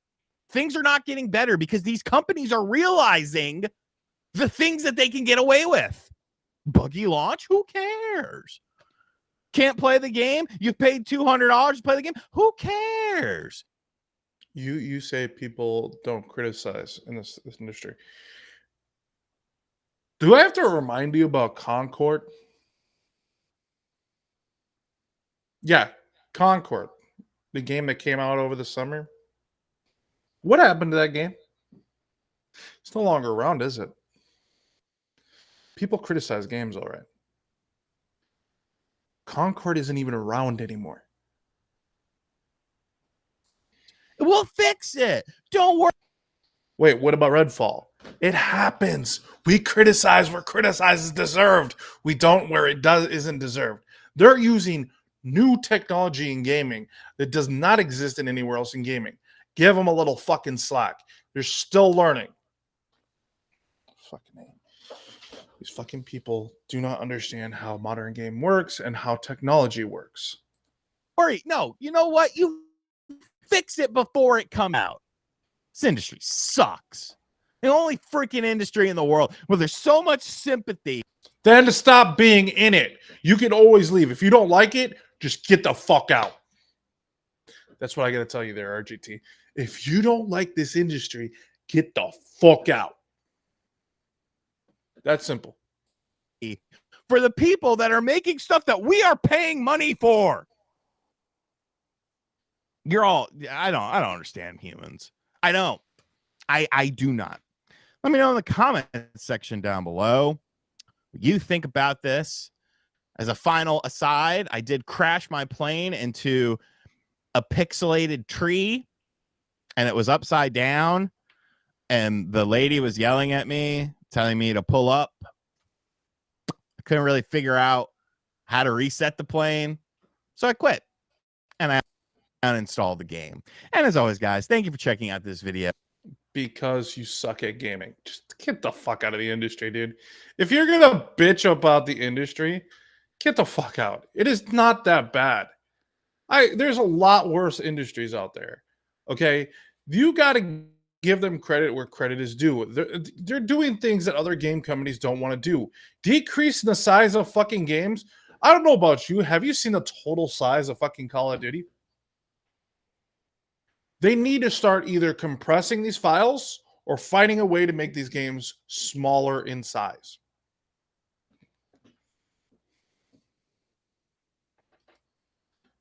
Oh my God. So now I was going to tell you guys what to buy. I don't even tell you guys what to spend your hard-earned money on. Gather round, saints and sinners, because the holiday season is upon us, which means that you can usually get video games for a discounted price. Now, I used to be the undisputed king of Nintendo Switch eShop sales videos. Obviously, I kind of got bored with that, so I stopped doing them. But when a big event comes around, such as Black Friday, we, of course, are going to talk about it. And Nintendo's Black Friday / cyber deals for 2024 are now live. So I want to talk about what games are featured on here and kind of recommend some of them to you as well. So if this is your first time on the channel, hit that subscribe button if you like saving some money. So these deals are going on between now through December 2nd, so plenty of time to do it. And obviously, we're starting off with a big one here with The Legend of Zelda Tears of the Kingdom. Now, we did learn that Tears of the Kingdom is going to be on sale physically at many retailers as well at the $50 price point. Maybe you don't want to go out there with the hustle and bustle and have to deal with all that sort of stuff. Cody Bill, I do want you to realize it's going to be worse, that whole charge, because it is my cell phone. You do know that, right? It is illegal to call somebody's personal cell phone. 110%. And especially without their permission. Especially after they told you to stop. That is harassment. That is a felony. You will probably be going to prison for a while. And we all know Bubble will make you his bitch. Oh, anyways, let's watch him try to tell you guys what to buy. Stuff, and you just want to download it. I still think Tears of the Kingdom is a great game. I don't think it was as impactful as Breath of the Wild is because it is a sequel, but I just feel like if you didn't love Breath of the Wild or like Breath of the Wild, a lot of people were kind of turned off by this. And obviously that $70 price point was something we hadn't seen Nintendo do before, so that kind of, you know, potentially played a role as to why it got that huge initial sales burst, but now it's kind of, you know, trailing off a bit more than Breath of the Wild did, but still a fantastic game. And you can get it for $50. Well, looky here, Grand Theft Auto Trilogy. Now, I just made a video about this, talking about how they have essentially fixed the Nintendo Switch version of the game. And for $30, perfect. That's $10. Okay, if I'm going to play GTA Vice City or San Andreas or 3, I'm not going to play it on a Switch. I'm either going to play it on a PC, or I'm going to get the remaster edition for my Xbox, or hear me out, guys, hear me out. I will go and buy an original Xbox and buy the original games. Like, come on, dude.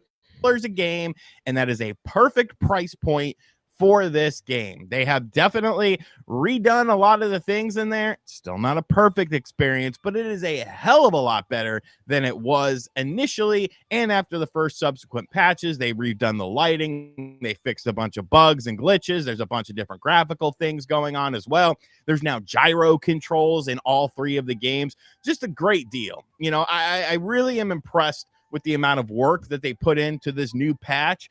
So I think that's a good deal. You know, I can't complain about it whatsoever. And right next to it, we have Hogwarts Legacy Digital Edition from $70 down to $20.99. Now, I do know the Switch version of the game isn't quite as good as the other versions, but if you only own a Switch, like, I think this is a pretty good game. And I don't even necessarily think you need to be like a diehard Harry Potter fan, because I'm not. Like, I watched all the movies with a friend of mine once because she wanted to, and like, I don't really remember much about them, but I still found enjoyment in this game, and I still think it's a really good game. The Switch version obviously doesn't have some of the bells and whistles that the other versions have, but for again, that's going to be the same situation. I'm either going to buy the game for my PC or I'm going to buy it for my Xbox.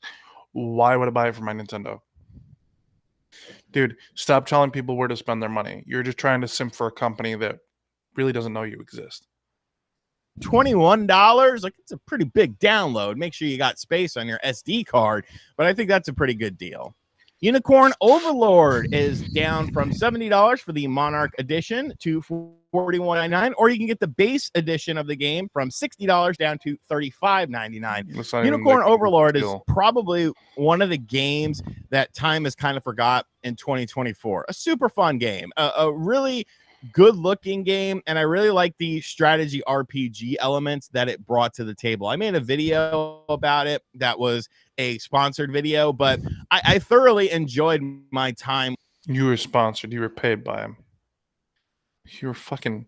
You know what? How much do I need to pay you to be to do something for me? Because obviously you're just admitted right there that you're a fucking prostitute. You're a slut.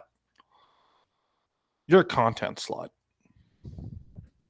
With this game, and I kind of want to jump back into it and progress a little bit more and maybe finish up the game, because I really like this game. I think it's a looker. The gameplay loop is really fun, and I think it's a really good game. Yoshi's Crafted World down from $59.99 to $39.99. I mean, if you like Yoshi, that's pretty cool. You of course have Mario and Rabbids, Kingdom Battle, Sparks of Hope. This game really did not do nearly as well as the initial game did, and Ubisoft was not too happy with that. But allegedly, Nintendo told them to wait on it. Cadence of Hyrule, I liked it. I'm not a fan of that style of game, but I think it's a good game in and of its own right. And the fact that there is the Zelda feeling to it definitely makes it a bit of a better game. Epic Mickey down from $59.99 to $41.99. I actually. That's another game, guys, that you can just get on your Xbox or get on your PC. Just stop, dude. You're fucking simping. Hey, for crying out loud, I'm not a PlayStation fan. If you want to go buy that game on your PlayStation, go ahead and buy it on your PlayStation. That's what I'm going to tell you guys right now. Buy the games that you want to play. Play it where you want to play it. I'm not going to tell you where to play your fucking games. It's a hobby. It's something to enjoy. It's something we enjoy doing. So go enjoy doing it. Play it on the platform that you love, the platform you enjoy. I never picked this up, and maybe I need to, because I really enjoyed this game on the Wii. I thought it was a great game, and for whatever reason, I just never picked up this remaster. You can also get the costumes are on sale slightly as well. OJ's favorite game, Fashion Dreamer. I know OJ and Nintendo Prime, big fans of that game there. And then we got Xenoblade on sale, $41.99 for both Definitive Edition and Xenoblade Chronicles 2. Obviously, with Xenoblade Chronicles X coming up, super looking forward to that game. But Chronicles 2 is fine if you play it in docked mode. But if you are a handheld player, it is ugly. It's an ugly game on the Switch's screen. It's hard to see. It's sub 480p at times. Like it's crazy to me. But Definitive Edition, I do know, is better. I played this game on the Wii. I played this game on the 3DS. I don't need another one. You got some Bayonetta stuff on here. That's way too high for this game. $41.99 a piece. Red Dead Redemption down from $50 to $35. I've also made a video on this game. Fantastic port for the Nintendo Switch, and something I definitely recommend. Again, if I'm going to buy Red Dead Redemption, I'm going to either get it on my PC or I'm going to get it on my Xbox. I'm not going to get it on a Switch.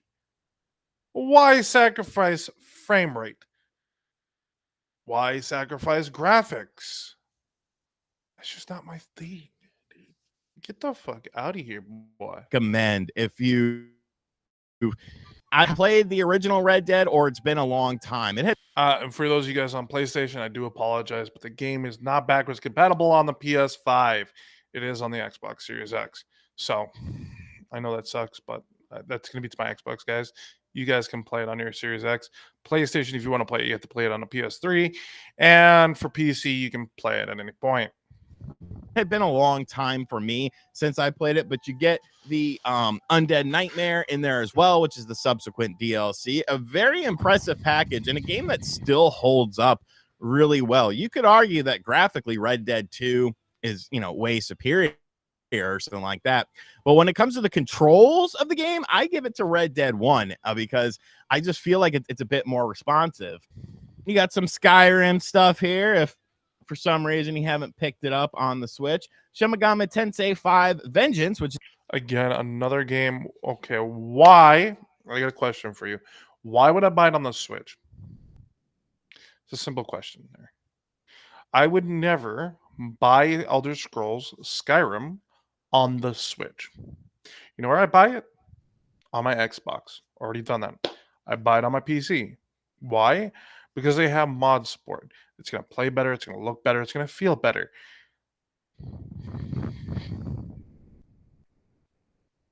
God damn.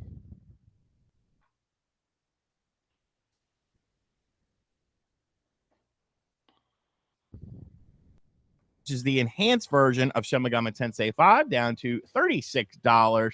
You got Dark Souls Remastered. You got Fire Emblem Three Houses for $41.99. And then here's my winner here. Captain Toad Treasure Tracker.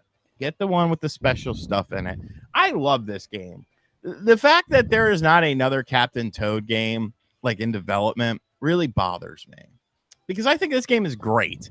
Okay, it's great. It looks great. It plays great. It's fun.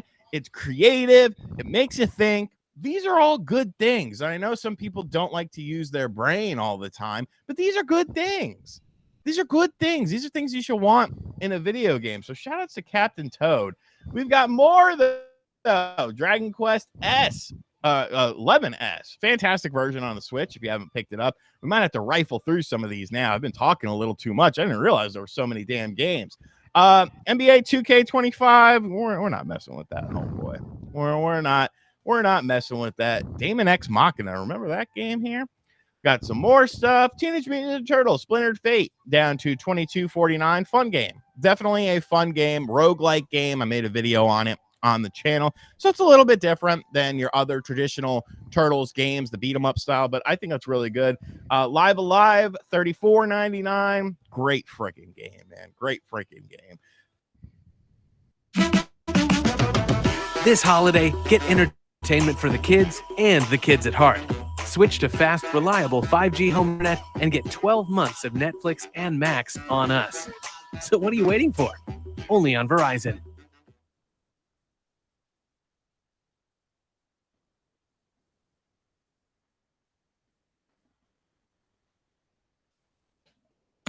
Find great Black Friday savings at Best Buy.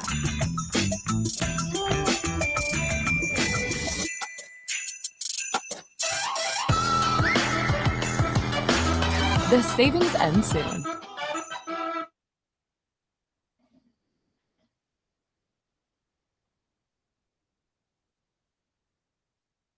Sonic Frontier. Okay, I'm supposedly checking out something that Albert did, I guess.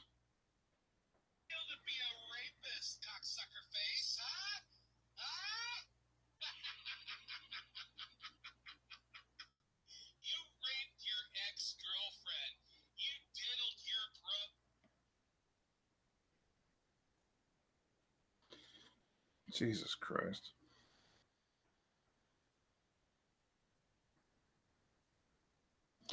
Albert, you're just gonna get blocked again, dude. Like, you realize I'm moving on. You may not be, but it's on you, man.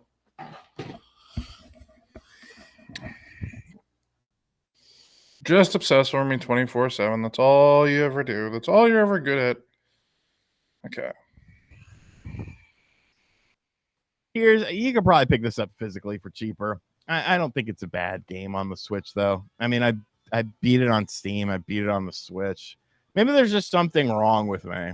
Maybe there's something genuinely wrong with me. Doom. Always buy Doom if you see it. Rusty Trombone Champ, folks. How many games are there? I feel like there's a lot of games here. So we might actually have to stop a little short. I mean, you are. Oh wait, Sonic Superstars. How is this not? Dude, this game freaking rules. Sonic Superstars is a banger. $18 or $21 for the digital deluxe version. Buy it. Anyone who says the reason why people like downplay Sonic Superstars is because of the fact that Mario Wonder came out around the same time. Great. They're two different games. Okay, they're representative of two different franchises. Sonic Superstars is a banger, and that is a banger price point at $18 or $21. Banger. You could do either or, but definitely put that on your That's an interesting catchphrase. list. That's a crazy good price here. All right, so we've reached the end of the list. I was getting worried. I didn't know how much further it would go. Alan Wake remastered. I don't think they fixed this. If they did, it would be worth the $750. But a good smattering of eShop games. Again, another game. Do not buy on Nintendo. Just buy it on your Xbox, buy it on your PlayStation, or buy it on your PC. If you want to buy it on your Nintendo, knock yourself out. What I'm saying is this man is trying to get you to buy on Nintendo. He is being a fucking corporate dick cocksucker right now. Games. Like I said, you have at least 11 days on all these. Some of them you have 14 days as well. But I want to know what you guys have to think about this list. Is there anything that kind of jumps out to you as something that you want to pick up or recommend for someone? I know people really like that Dreamlight Valley and Fae Farm games. Not my cup of tea, though. And as always, guys, thank you for checking out.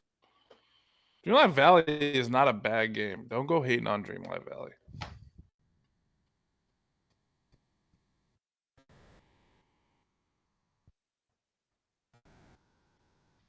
Okay, so we're gonna watch this video. I'm gonna skip this one here because there's no sense in watching it. Supposedly we gotta address controversy at 2 at some point, so we're gonna watch this one first.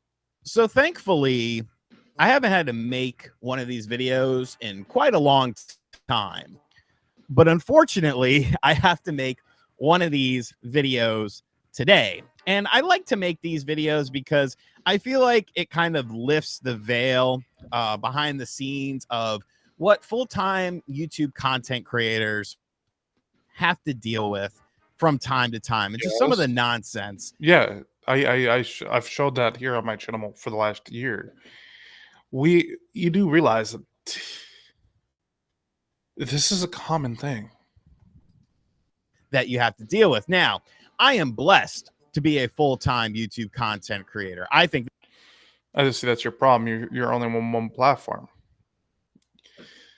There's your biggest throat cutter right this there. is one of the greatest jobs in the world. And every day I wake up, I don't take it for granted. But the reason I'm in this position is because of people like you, people that watch the videos, people that comment on the videos, people that like the videos, dislike the videos, share the videos out of love, share the videos out of hate.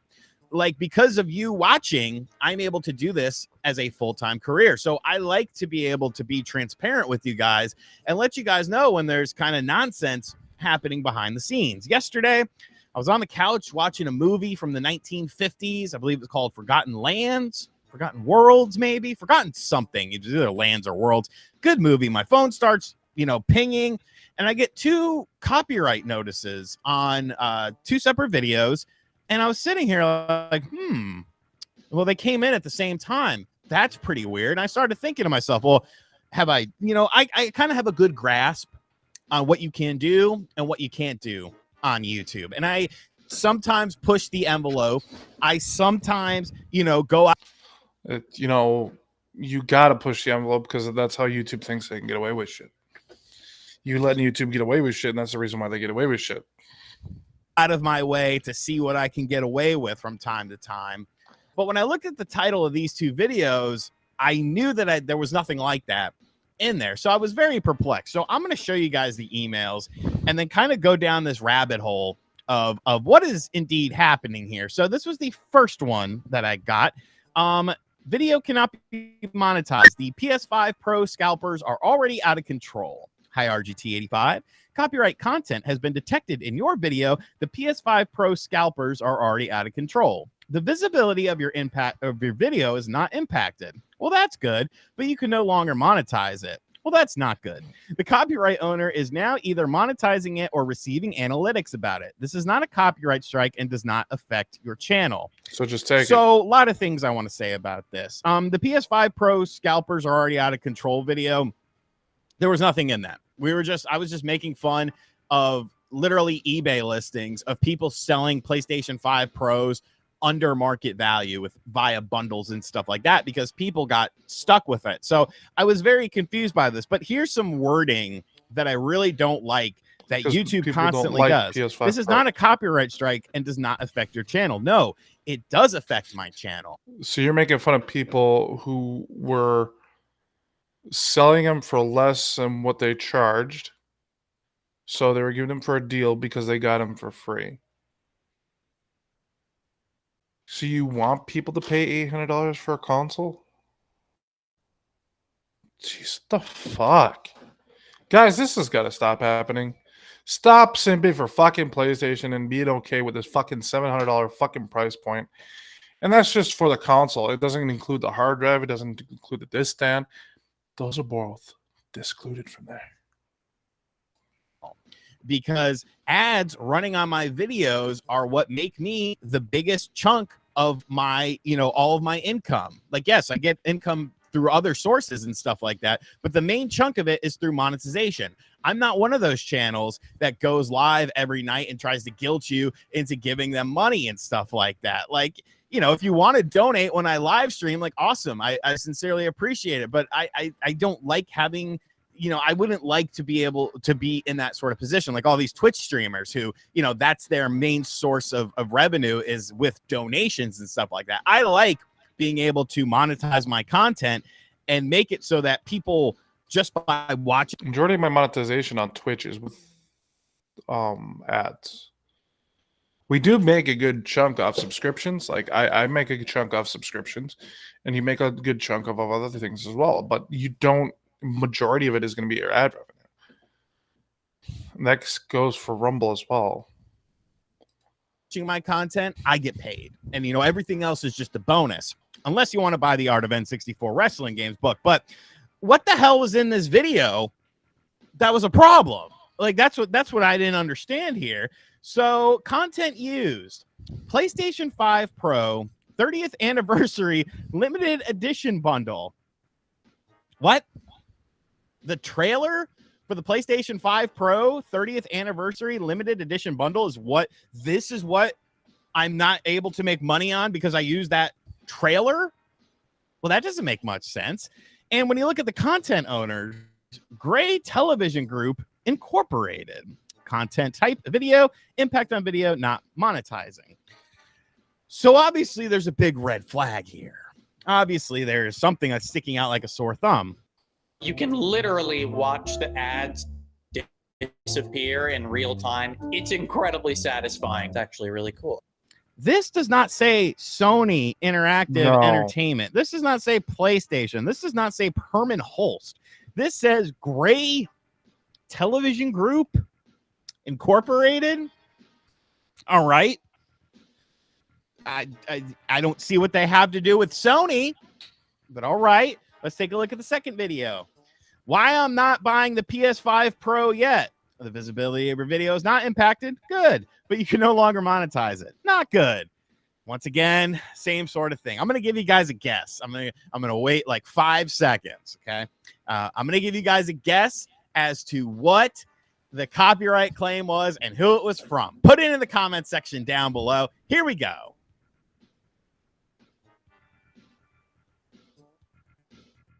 If you guessed the PlayStation 5 Pro 30th Anniversary Limited Edition Bundle by Gray Television Group, then you guessed right, my friends. So now I'm heated because these are back-to-back. 2 videos using that trailer, which is owned by Sony. Okay, so we're going to check who this Gray Television Group Incorporated is because he may actually be in the wrong here. Or he could be on the right here. So we're trying to give him the benefit of the doubt with this situation.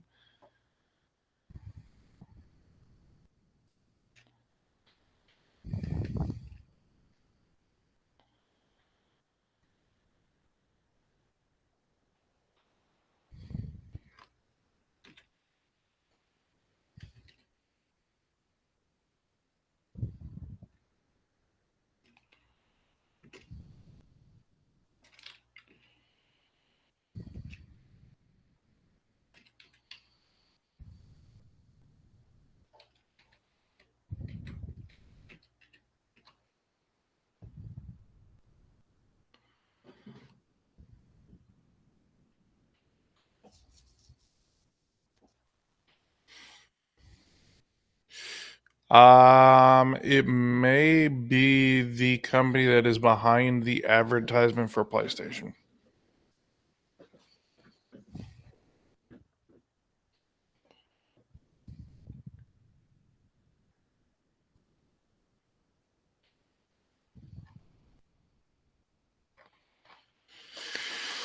Okay, well, let's see what he found out. Because I'm looking right at the company now. And then I'm thinking to myself, well, who the hell is Gray Media? You know, are they a subsidiary of Sony in some way, shape, or form? No. Gray Media is a leading media company that owns and operates high-quality stations in 113 television markets that collectively reach 36% of U.S. television households. See here, a nice little graph of their markets and stuff like that, what they do. They got leadership.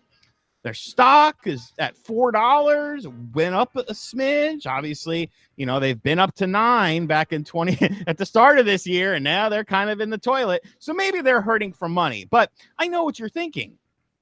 What do these people have to do with Sony? What do these people have to do with a PlayStation 5 trailer that they did not create? They're not the owners of.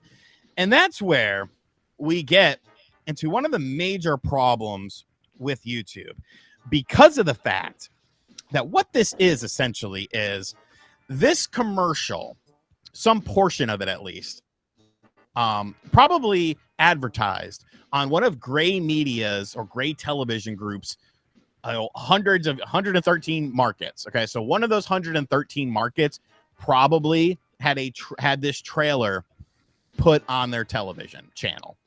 And because of that, now they have an automated system that goes through looking for every bit of content that is on their trailer when it comes to like everything, when it comes to their newscasts, their shows, commercials that run on their channel. And then they think that that is now their property. So they go through. Okay. Well, we're going to go to the actual page there, buddy.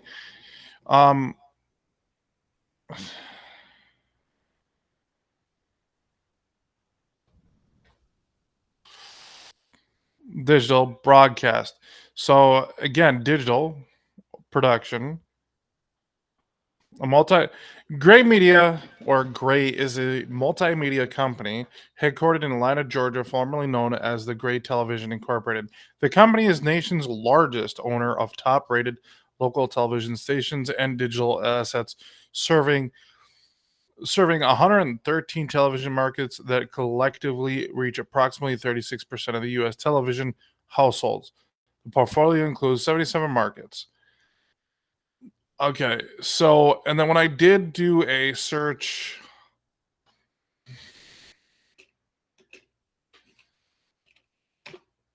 on Bing here, I got the PS5 Pro.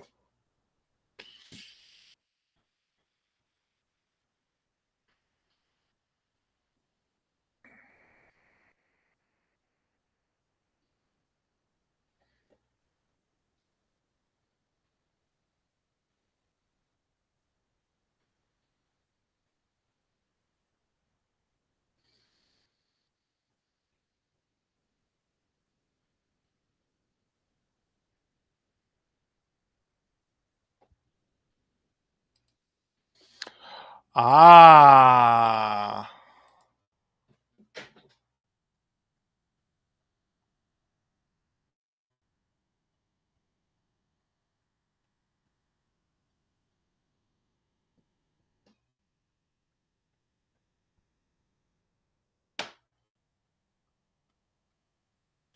Okay. I think they made the commercial.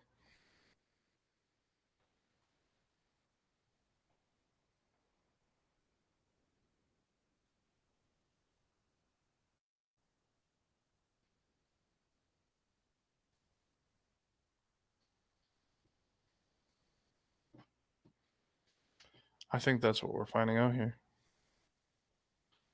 Because I've got all the TV stations right here. And holy shit. You realize most people, when you guys get your news, you're getting it from the same place. Be very picky on when you get your news from.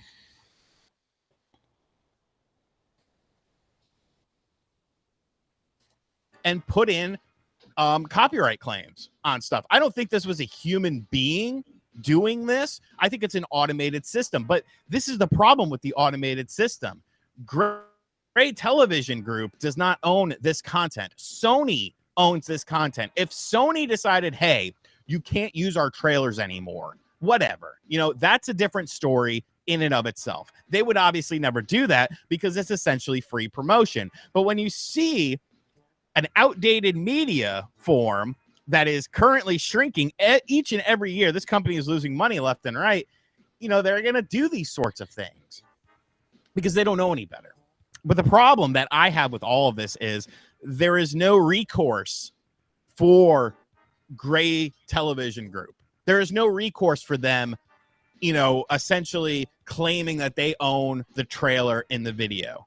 There's no they could do this all day. They could do this for anything to anyone. And all that YouTube does is they come along and, you know, I disputed these things, of course. And I was like, you know, F off. This is Sony's thing. You don't own it, so you have no legal right to say anything about it. And then eventually, I'm sure the claims will get dropped. I hope at least, you know, but. Oh, no. Sorry about that. Come here, girl. Who are you? Oh, I'm Deadpool. And I guess you're Deadpool too. But in here, everybody calls me Nice Pool. Oh my goodness, wait till you see Lady Pool. She is gorgeous. She just had a baby too, and can't even tell. I don't think you're supposed to say that. That's okay. I identify as a feminist. Right. Are those gold-plated 50 caliber Desert Eagle pistoleros? Of course. To match my ear huggy. Can I have them? Over my dead body. You're fun. And I guess you've already met Mary Poppins, aka Dog Pool. Careful where you put your hand. She's 90% G-spot, and she'll let you know it. You let this little flirt out of your sight for 1 second, and she starts shopping for a new papa. If you can't be a responsible pet owner, then maybe you don't deserve this little unicorn. Guilty on all charges, Your Honor. It shan't happen again. Why are you so nice? It costs nothing to be kind. What the fuck? Why are these claims allowed to be made in the first place? Like, that's the bigger problem here. You know what I'm saying? That's the bigger issues. What if I've said this multiple times? It's YouTube's part. So this may not actually be him because I didn't see anything where the company owns any rights to PlayStation's trailer. And so at the end of the day, I don't know. Because I told this many times. YouTube allows people to send false copyright strikes without evidence, proof, or anything. And for crying out loud, I've gotten copyright strikes on things that were in fair use. So YouTube doesn't do anything about it. They just allow it to happen. That's why I said, dude, YouTube is shit. That's why I mostly do most of my work with Rumble. I was one of those content creators who only makes one video a week. And for 2 weeks in a row, I made videos on the PlayStation 5 Pro 30th Anniversary Edition, or just the PlayStation 5 Pro, and used that trailer in both of those videos. Now I'm screwed. Now I'm completely screwed. Those videos aren't making money. What the hell am I going to do? You see what I'm saying? Like, it's so ridiculous how long-standing content creators, they don't have any sort of rights against these large, perceived to be larger entities. And anyone could just come along and claim anything with no recourse whatsoever. Like, there should be something done to stop this. I have when I do a counterclaim and say, or dispute and say, no, you don't own this, I have to sign my name in a legally binding form. Like, why don't they have to do anything like that? And if they do, why is there no repercussion for it? So, because at the end of the day, there are laws against it, so you can definitely go to court with them. But it's because it's a corporation; they'll always have more lawyers. Sadly, this isn't a woe is me thing. Like, I'm not like asking you for money or anything. Like, I'll be fine. These are just 2 videos. I am lucky enough to make daily videos on this channel, and I save money, and I do that. If you want to support, buy the book. Link in the description box down below. But it's just very frustrating You know, it's very frustrating because there's no protection for the actual content creator. And a lot of content creators, you have more protection than I do as a content creator. Big content creators get way more protection than small content creators. We get told to go fuck ourselves by YouTube. YouTube literally tells us to go fuck off. So I really don't want to hear you bitching. are solo entities like me, you know, just a guy who, for whatever reason, people like watching. And, you know, I've been in this trench before, but somebody who hasn't been in this trench before, maybe they don't know what to do in these sorts of situations. So maybe you learn something. Always fight these things, man. If there's any sort of just weirdness to it, always dispute it. Because see, this is where I got you beat, because I am on multiple platforms. So let's say I do become monetized on YouTube and a video loses its monetization. Yeah, it loses it on YouTube, but it didn't lose it over here on Rumble. You see where I'm getting at? So I'm still making money for that content. Because 9.9 times out of 10, you're probably in the right anyways. I don't know, man. I just wanted to talk about this, though. I thought you guys... And you got to remember, YouTube allows people to send 3 in a row back to back to get your channel taken down, so you cannot fight it.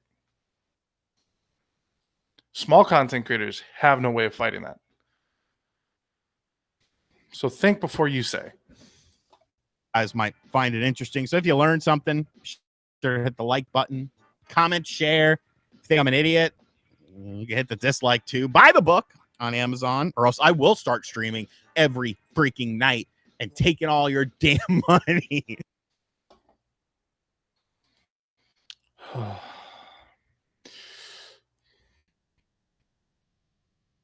Oh boy. Oh boy. Oh boy. If you just follow me here on YouTube, you probably know nothing about this. But if you follow me on Twitter or have a Twitter account that follows lots of people, you've probably seen this clip come.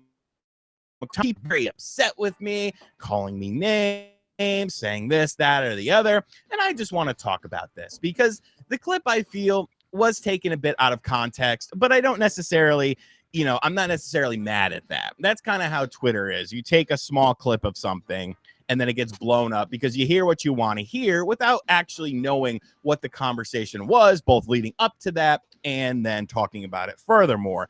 So in the clip, it was on Game and Talk. It was myself, Celia, and MVG.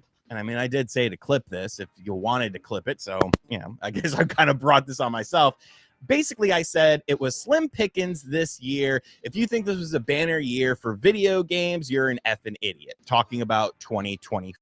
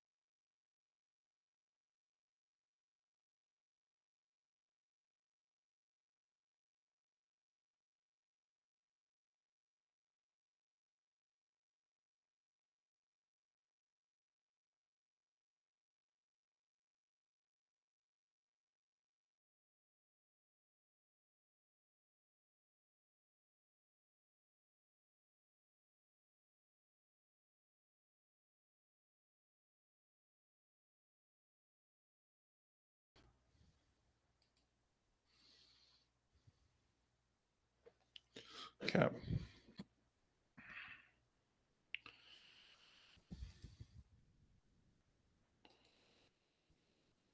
Well, we're running into some issues, guys. Bear with me.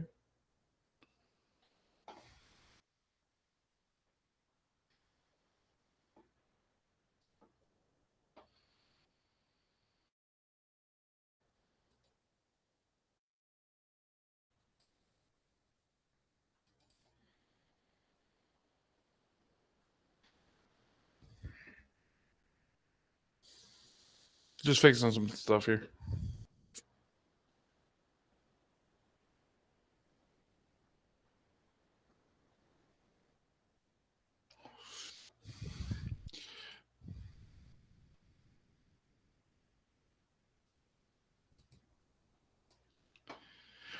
All right. Well, at some point I'll start working. Get back into this. Before. And of course, people immediately just, jumped on me. People were sharing this tweet saying, I don't love video games anymore. I only play Nintendo games, even though my two favorite games from this year were Astrobot and Batman Arkham Shadow VR, both games that aren't on Nintendo, so on and so forth. It's become a whole big thing. And you hate Xbox, first off. You're a Nintendo fanboy. Yes, we've come to accept this. And it gets worse because you're nothing more than a simp, like the rest of them. Just accept it, dude. I just wanted to talk about this and give a little more context to the story and kind of, what the conversation was, because I actually watched this clip back. You got to remember, I do a lot of videos. I do a lot of podcasts. So when I say things, sometimes my mind forgets what I was actually talking about with it. In that clip, when I was talking about these slim pickings, the conversation was actually, if Nintendo had a game in the Game of the Year category, what would it be? And my response to that was, it was slim pickings for first-party Nintendo games. And I completely stand by that. When you look at the output of first-party Nintendo games for 2024, it was a very conservative year. Not that there's anything wrong with that, because I think there were game highlights. But when you talk about what was the best or the two best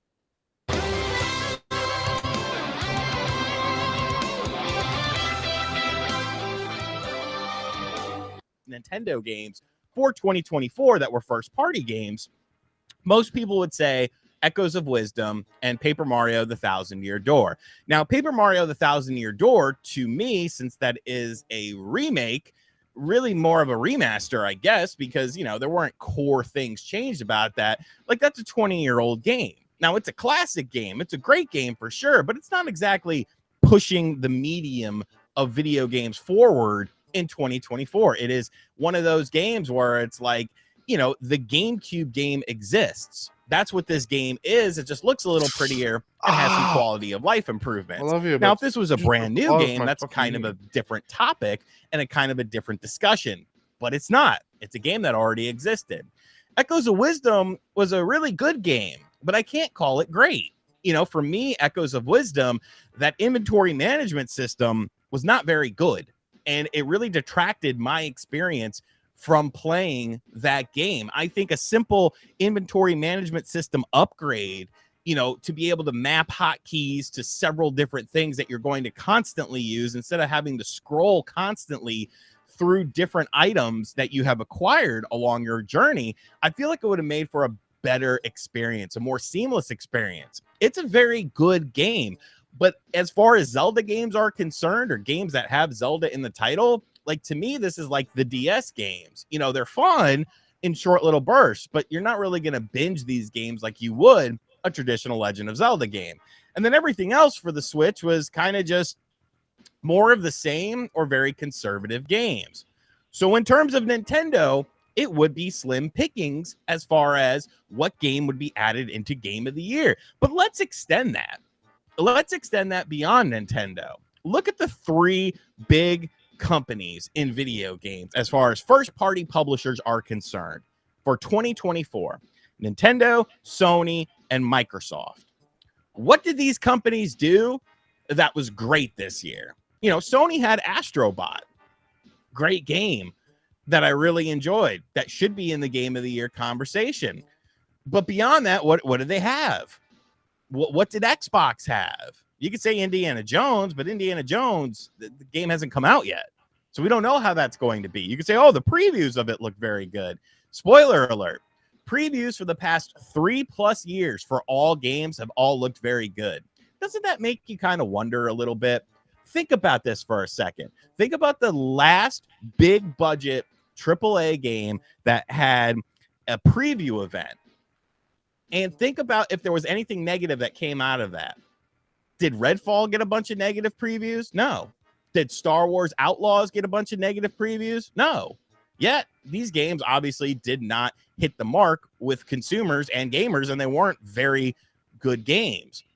So when I look at Sony, Microsoft, and Nintendo, like there wasn't a lot of great first-party games from them. Some good stuff, yes, but it wasn't great. And then you go into the third-party stuff. People like to bring up all of those games. Final Fantasy VII Rebirth, which exists because Final Fantasy VII does. Of course, you have the Elden Ring DLC, which exists because there's the base game you have to play the DLC. Silent Hill 2, a game that already existed on the PlayStation 2. And there were some good games this year. I'm not saying that there were not good games. Stellar Blade, Black Myth Wukong, Helldivers 2 was a fun game until they mucked that up with all the, nerfing of stuff and the questionable community support from these companies. But I can't help but remember all of the catastrophic failures that not only video games suffered, but the video game industry. There were huge games that completely... Want to mention, he did not mention once did he mention Warhammer 40K. flopped and didn't hit the mark as far as what you wanted to see from a video game. We had that. There were games like Star Wars Outlaws, which I played and I beat, and I was let down. And now they're changing up core elements of this game to remove the mandatory stealth, to make it so that if you get caught in a stealth section, now you can pew, pew, bomb your way out of it. Is that the sign of a really well-crafted game? Is that the sign of a game that a company was confident about? Concord, like that kind of came and went in literally a week. Yep. The video game industry, that extending beyond just the games, was not in a good place this year. All right. Sales of things were down across the board. Companies are laying off individuals left and right. This was one of the biggest years for company layoffs, company closures. You make one game that stinks or doesn't hit, even if it's a good game, if it doesn't sell some insane metric, that studio will close down. People will lose their jobs. You have the questionable video game journalism side of things when it comes to reporting on things, making up, stories about games and game developers and why you shouldn't support this game, but then putting other games on a plateau for things that don't have anything to do with the actual quality of the game itself. There is definitely a rift with a lot of game journalists and a lot of video game players. But of course, with something like the Game Awards, to bring this all back full. Dude, again, there has been good games this year. You're overlooking them. Okay? The problem is people don't want to see the good games. They want to overlook them. They do exactly what you're doing right now. I'm going to tell you guys right now, 40K Warhammer 40K Space Marine was the best game this year. But do you know how many people actually sat down and played it? Do you know how many people gave it actually a chance? What happened? Oh, it took a bad hit by journalists because they didn't like that it wasn't woke enough. See, this is what I'm getting at.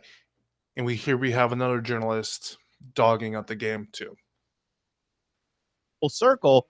Who are the people that are nominating these games? Who are the people that are voting for these games? The same people that wrote hit piece articles about certain games that are in the conversation. I'm not saying that 2024 was the worst year ever for video games, because there was definitely highlights. If you're an RPG fan, tons of great games. Unicorn Overlord, Metaphor ReFantazio, Shin Megami Tensei 5 Vengeance or whatever it was. There were tons of great RPGs this year. But when I look at the landscape of video games, especially on the AAA side, because there was tons of great indie games, tons of great indie games. And maybe we should start considering indie games to be right alongside of AAA games. But for whatever reason, we don't do that. There's still a stigma surrounding indie games. But if you take a look at all the games, if you even take a look at the games that are nominated for Game of the Year, Final Fantasy VII Rebirth, Metaphor ReFantazio, Balatro, Astrobot, Black Myth Wukong. I think there's the Elden Ring DLC. Like, out of all those games, do you see any of those games really having a lasting impact beyond 2024? Do you see somebody in 2025 still talking about one of these games and how great it is? 2026, 2027. Was there anything that really pushed the genre of video games forward that was... I swear to God, he keeps talking over it.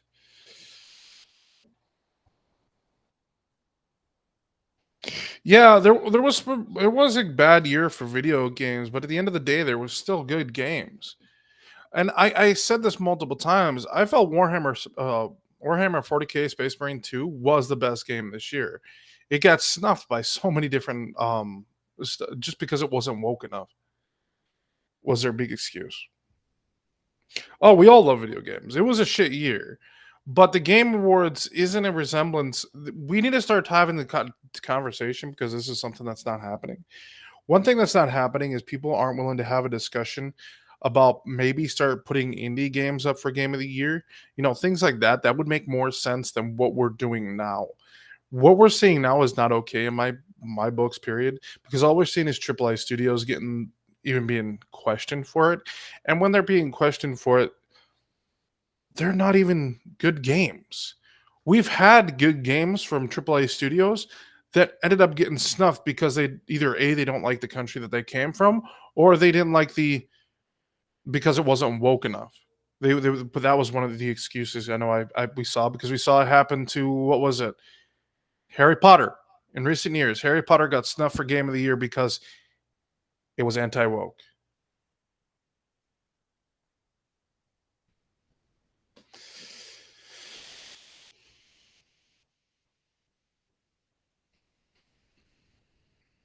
Oh yeah, I feel that. I definitely feel that, and I'm an Xbox guy, and Xbox got snuffed completely. We Call of Duty was absolutely phenomenal. A lot of people even have said that this is the best COD we've played in a long time. So at the end of the day, like,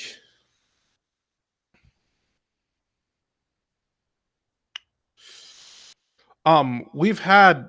So when if you play Warhammer 40K, it plays really good. It's a really fun game to play. You can get up with your buddies, go kill some, have a fucking good time. Just kill a bunch of shit. Then you had other games out that were good too. Black Ops, like I said, was good. Black Ops 6 was better than to me. This felt better than like the last. I would say that this is the direction they should have gone prior to what they were producing, but they were failing to do so. Granted, yes, there's still problems with the game, and I will agree that there's problems, and that's just with every COD. There's no exception to that.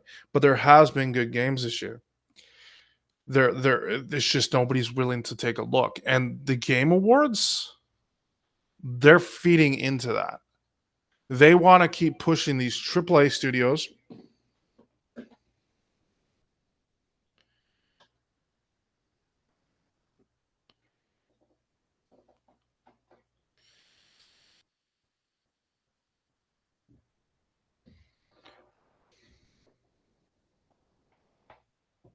Yeah, Harry Potter got shafted. I always tell people when it came up to Game of the Year for the year that game came out, it was a best-selling game, but still ended up getting shafted. And the reason why it got shafted was because it was stupid as hell, because it wasn't woke enough, and because the author of the Harry Potter book said something about transgender people. Like, really? Like that's what you're gonna go to? Like, obviously it tells me that they're trying to push an agenda, but it tells me that they're also trying to do some stupid shit here. Okay? I'm an Xbox guy through and through. I have a Series X. I do have a PC. And at the end of the day,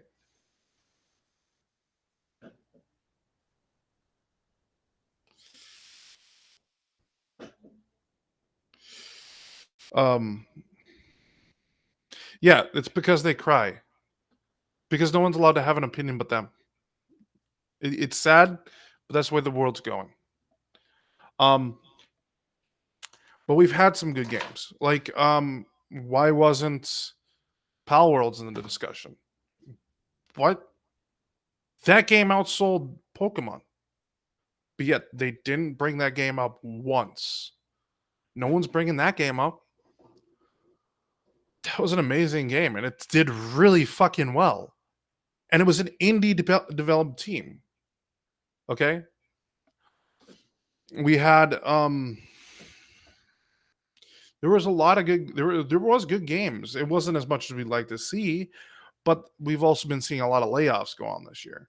And a lot of companies have been spending a lot of money acquiring acquisitions, and they're spending money on things that end up flopping. We can bring up Concord, but I don't know if we really want to. Because I don't know about you guys, but Concord was a complete flop. You know, head and shoulders above everything when it comes to excellence or doing something different or being, you know, arguably the best game of the year. And to me, I don't think so.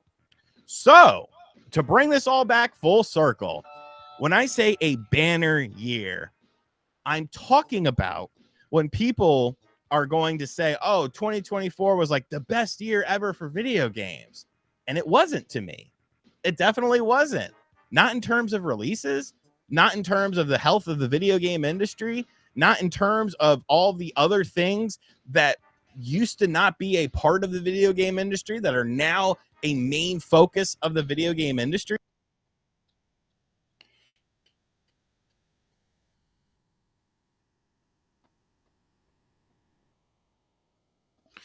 Okay, I'm gonna do something for you because you just blew my mind with that chat right there.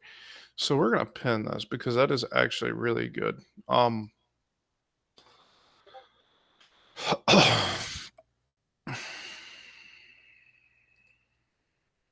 my camera's acting up. I don't know what's going on here, guys. So I'm sorry about that.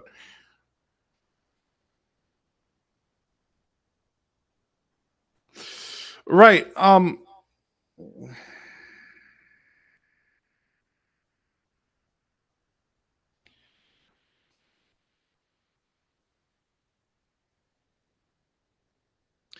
Yes. Overwatch is another example. But the problem is we got so many games that are being shoved down our throats that we just don't want to play anymore because it's just the same slop. And a lot of it is, it's not just that, it's also being shoved this fucking woke bullshit down our throat. Like, dude, that's not what we fucking want. I don't know if you pay attention, but people do not play games based off politics. When we go play video games, that's where we want to leave the politics behind. We want to forget about the politics and move forward. We want to do things and talk about things that don't have anything to do with politics. We want to actually have a discussion and sit there and go, oh, did we actually enjoy this game? Because me and my buddies, we all agreed. We loved fucking Space Marine too. It was a fucking fantastic game. Like, just go out and play games. We have great games. We've had them this year. The problem is the journalists keep pushing these shitty games. You wonder why Xbox guys do not go based off the Metacritic scores or the player count. Well, we do go off the player counts. No, we don't really go off the player counts. We kind of tell the player counts to go fuck itself. But we do that with the reviews. We do that with the Metacritic scores, and we do that with journalists. Because a lot of times, Xbox games, I don't know if you notice, you'll have a lot of PlayStation guys who will jump on and create an account just to dog on games to make sure they have bad review scores. So at the end of the day, people aren't in this platform, on this hobby. We're supposedly not allowed to have our own opinions. Why do you think, we're sitting there saying, hey, why don't you support Xbox? We're supporting Xbox. Why? Because it is a good company at the end of the day, because it's still an American company. It doesn't shove you their shit down your throats. And hey, they give you good games.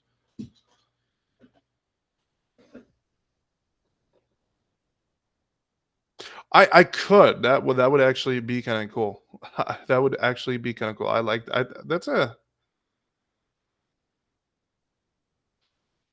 I could definitely do that. I could definitely fucking do that. I might actually do that. I got Steam, so I could definitely go through the Steam reviews and I can go through the Xbox reviews without an issue. I think it was a decent year, and there were some good games. Actually, so normally on Fridays is when we do the live again show. This was just a special thing because I heard RGT said some moronic things, so I had to just kind of take him down a notch. We could do that Friday. That's not a bad idea. I kind of like that for the Friday stream. But I don't think it was one of the greatest of all time. That's what I meant by a banner year. But of course, what the fuck is a banner year? Banner. All I think of a banner is like a fucking thing that goes up on a fucking billboard or on a wall saying, "Hey, buy this." It's social media, and people take a little tweet, a little out of context clip, and then they run with it. I still love video games. I probably play more video games than the average person does. And I did really enjoy some games this year. You know, Batman Arkham Shadow VR and Astro Bot. Both games sucked. You proved my point. You're a simp and a fanboy, dude. Astro Bot just took a bunch of other games and put it into one. VR games are never good. I've never thought a VR game was good. Every time I play a VR game, I get fucking motion sickness. So I'm usually like, fuck this. I prefer putting a controller in my hand or having my keyboard and mouse. I don't want to fucking have a headset over my eyes where I can't see my surroundings. Just fuck. And you saying that these games were good, even though there was much better games that came out this year?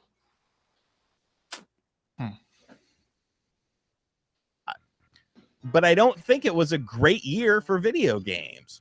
I just don't. And I definitely don't think it was a banner year, as in talking about this in years to come as one of the finest years of the video game industry. And if you don't understand that, if you don't understand what I meant by saying that, maybe you weren't meant to understand it at all. Whether you love me, whether you hate me, whether you agree with me, whether you disagree with me, it's all.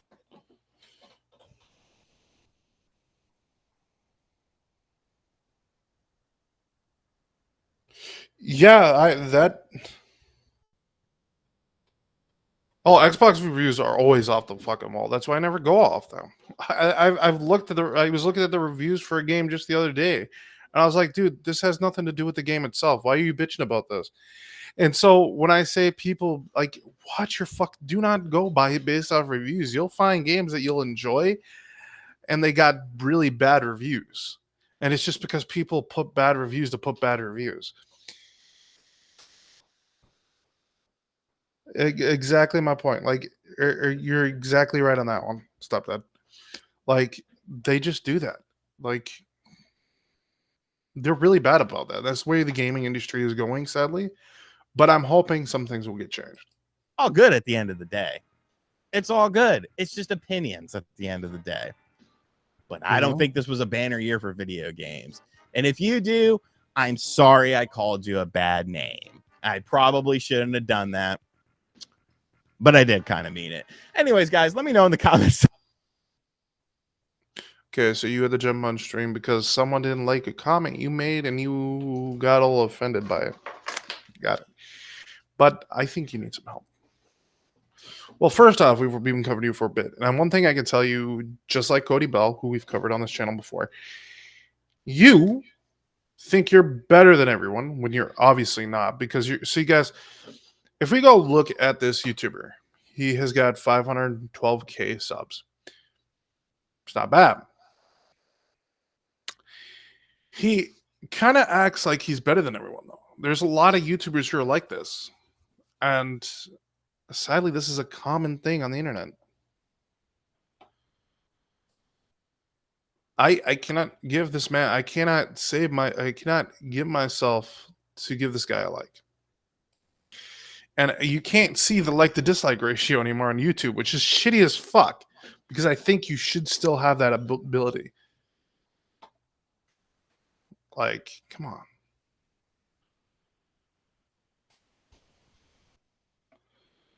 Rated E to T.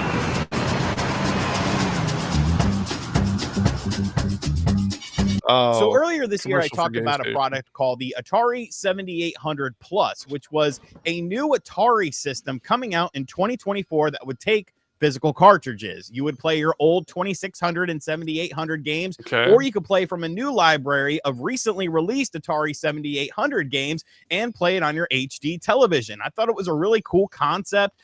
That is a cool concept. What's your problem with it? The idea of reissuing physical products and cartridges was really attractive to me as well. So I actually pre-ordered one of these along with a copy of Berserk. But Atari hit me up and was like, hey, you want to check out the system early? And I was like, yeah, sure. Someone over, partner. I'll give my purchased one as a gift this holiday season to my uncle. Merry Christmas, Uncle Jeff. If you watch this video, you're getting an Atari 7800 Plus under the tree. Now, I'm not someone who's deep into Atari, but I was interested in this. So we're going to check it out today here on the channel. So the Atari 7800 Plus came in a very nice case here. I will have a link to the system in the description box down below. It is an affiliate link. You can get the Atari 7800 Plus and Bentley Bears Crystal. Yeah, I'm not going to watch you simp for a company. Yeah, it's just not my thing. And I'm not going to put my viewers through that shit either. So, sorry, not going to happen.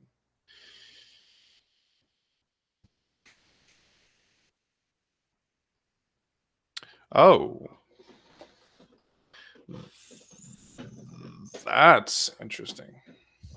That is very interesting.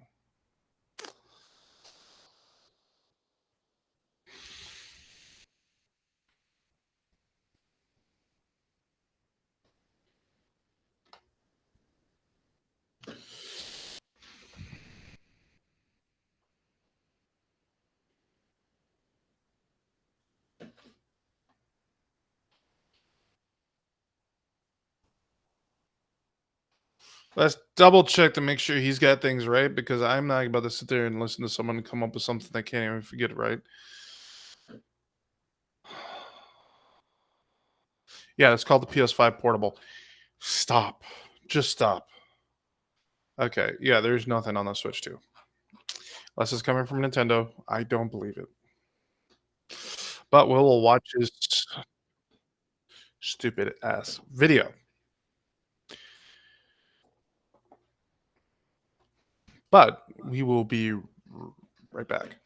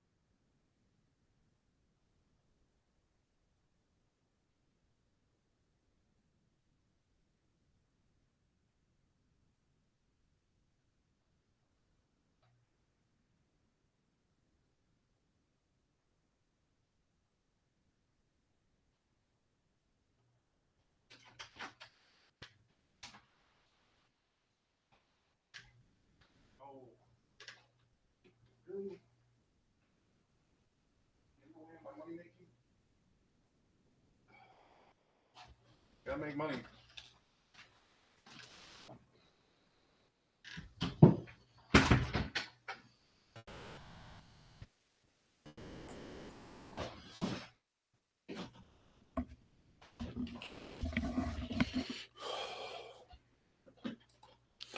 All right, we're back, guys.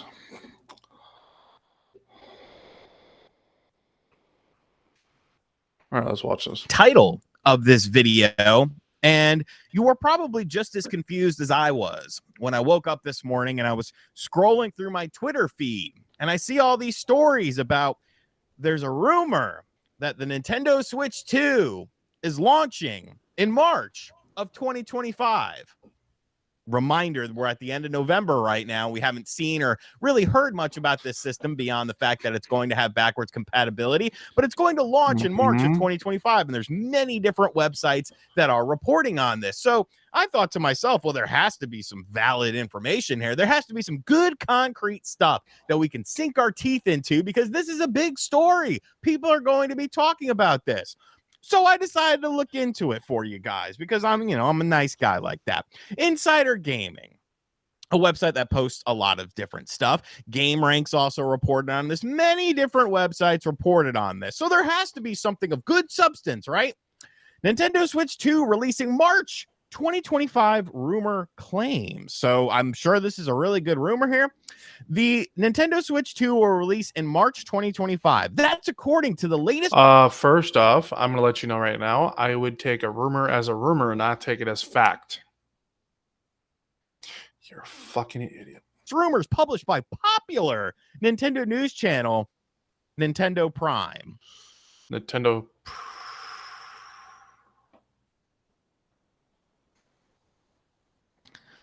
Moving on.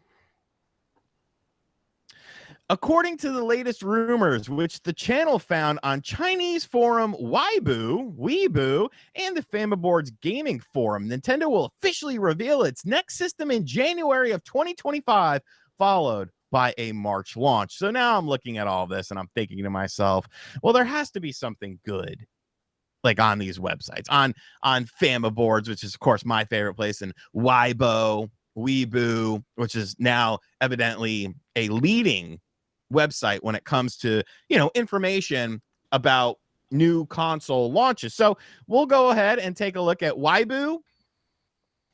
This was written by Home from their iPhone client back on the 23rd, so a couple days ago.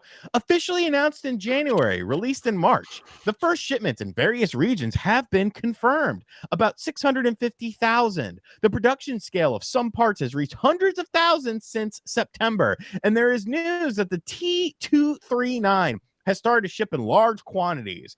And, when I look for valid insider information, I look to Home on the Weibo forums, and I feel like many people do the same thing. Like it's Home. Like Home has nailed stuff before, so you could see. I don't take anything as facts until I see it with my own eyes. Until I see something from Nintendo themselves, I'm not taking it as facts. Stuff here. Game Ashu, is there a source?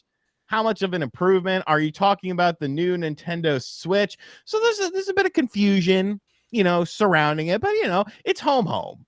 And when it comes to Home, I tend to listen to Home.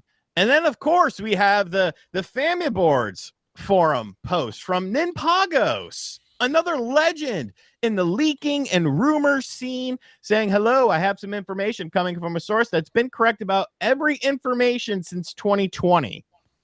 Every information. They have leaked the Nintendo Switch OLED model, Mario and Luigi Brothership, the August Indie World and Nintendo Direct Partner Showcase, and its contents and much more. Here's information regarding Ounce, which of course we established way back when that Ounce was the internal name that they are using for the Nintendo Switch successor. Ounce will announce in January of 2025 and release in March. Pokemon Home will be on Ounce, but it'll have a different host and developer instead of Grand Oak and the Nintendo Switch version. Here's the code to see who is that character, and will be a hint to the next Pokemon main game series after Gaia and its DLCs. And we have a nice numeric code here. So based on Home and based on Ninpagos, over on Famiboards and Weibo forums, that's enough to write all of these articles. That's enough to start. Please tell me you're being sarcastic. Talking about this in a very serious manner, to the point of where people are people who aren't as informed about things, who haven't been following the scene, who are maybe more casual with Nintendo and what they are doing, now believe this. Because you got to remember, people just look at headlines with a lot of things. My name is Ashley Puyol. Okay, until it comes from Nintendo, I don't believe it. people don't really dig deep into it to actually look at what the sources are saying. They just see, they get the too long didn't read summary of it. You are a more intelligent person. You watch RGT 85. So you know that I will dig a little bit. You're an idiot. We listen to you, so because we're that, we're supposed to be smart. I don't listen to you, dude. I think you're a fucking joke at this point. I think you're a fanboy. I think you're a corporate cocksucker. And that's just how I look at you. A bit deeper than surface level with some of these things. And when I look at this, I'm just perplexed. Because you know what? Let's say that this does happen. Because there's always a minuscule chance that is what's going to happen. You're going to get a reveal in January and a release in March. Think about that for a second. I know what you're saying. Well, RGT, they did something similar with the Nintendo Switch Lite and the Nintendo Switch OLED. So why can't they do it with the successor? The Lite and the OLED were revisions to a console that already existed. Everybody knew that wanted to know what the Nintendo Switch could do. It's very easy marketing with those two products. It's your Nintendo Switch, but it doesn't connect to a TV, and it's a lot cheaper. It's your Nintendo Switch. It does connect to a TV, but it has a better handheld screen on it. Those are very clear and easy messages to do. You don't need a bunch of run-up time to do something like that to explain it to everyone. With a brand new system launch, you have to make people understand what this system is going to be, how it's going to be different. You don't want a situation like the Wii to the Wii U where nobody understands what it is. I do think, gamers are a bit more conscious now. I think parents are a bit more conscious as well, because people that were, younger during the Wii to Wii U era, now they might have kids, that was 10 plus years ago. So there has been quite a bit of time. You'd feel that the parents would be a little bit more informed, but you obviously want some of the casual market too. So you need to explain to people and convince people that this is a new system. And 2 months time, I don't think is enough to do something like that. 2 months time isn't enough time for stores to be set up with merchandising and, promotional material. It's going to be a Switch U. Guys, the new Switch is going to be a Switch U. Materials and marketing materials and stuff like that. Like, why would you do that? Why would you do that? Yes, the Switch is selling less. Software is still selling. You're not hurting for money here. You're not in a position. Software is still selling. They're making less and less money on software and hardware at the same time. Hardware is making a lot less money as the time goes by. These are why these console companies are looking into going third party. Nintendo is the only one who hasn't figured it out yet, but the consoles are dying. Okay, I'm not saying they're dying. They're just, they got to find a new way to niche their consoles so they can sell their consoles. So the way we did consoles last year is different than what we're going to do consoles tomorrow or next year, because it's a different time. You see what I'm getting at? We don't go backwards, we go forwards. If you can't figure that out, then just stop gaming and stay with the old fucking games. Where you aren't doing well like it was during the Wii to Wii U era, where you had to rush things, or I should have said the Wii U to the Switch era. That's what I meant to say. The Wii and the Switch kind of have some parallels, kind of with the dip off, but there was a good run up to the Wii U. The Nintendo Switch was a little bit shorter than we were kind of used to with Nintendo, and that was out of necessity. That was out of a need to do it. Why would you do this? Why? The Wii U sucked. Stop sugarcoating it. The Wii U was a fucking dumpster fire. Stop gloating like it was a good thing, because it was horrible. That console sucked. You already have games coming out confirmed for the Switch, and they could be potentially cross-generational games. And we know the Switch 2 has backwards compatibility. But why the rush? Why wouldn't you talk about it early? Like this, it doesn't make sense to me. It doesn't make sense to me. No disrespect to Ninpagos, no disrespect to Home, okay? But to take this as something that's viable, as something that's real, as something that's tangible, because of random forum posts. Like, what are we doing here? What are we doing here? And I get it. Okay. First off, I get the point that he's saying. He doesn't think the Nintendo Switch is coming out in March. I don't either. To be honest with you, I'm pretty sure it will come out in Christmas time, because that's usually when a console does its launch. Now, the other thing, okay? The Wii U sucked. Stop acting like it didn't. It is Nintendo, and the Switch does still sell well. Hardware, as a whole, has been taking a hit, though. You can't tell me any console hasn't, because they all have. Why do you think PlayStation charges or is charging for the PS5 Pro $700 without the disc drive and stand, mind you? Those come separately. So when you buy it, it's going to be closer to $800, probably more than $800. And so that alone tells you these consoles aren't selling. They're not selling as much. That and games are going third party. I don't know about you, but that's a sign that the consoles aren't doing that great. I think everyone just wants to game. I don't care what you want to game on. If you want to game on a Nintendo, go game on a Nintendo. If you want to game on a PlayStation, go game on a PlayStation. If you want to play game on an Xbox, go game on an Xbox.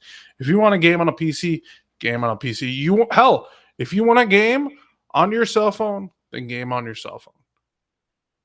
At the end of the day, just enjoy the gaming. That's what this hobby is about.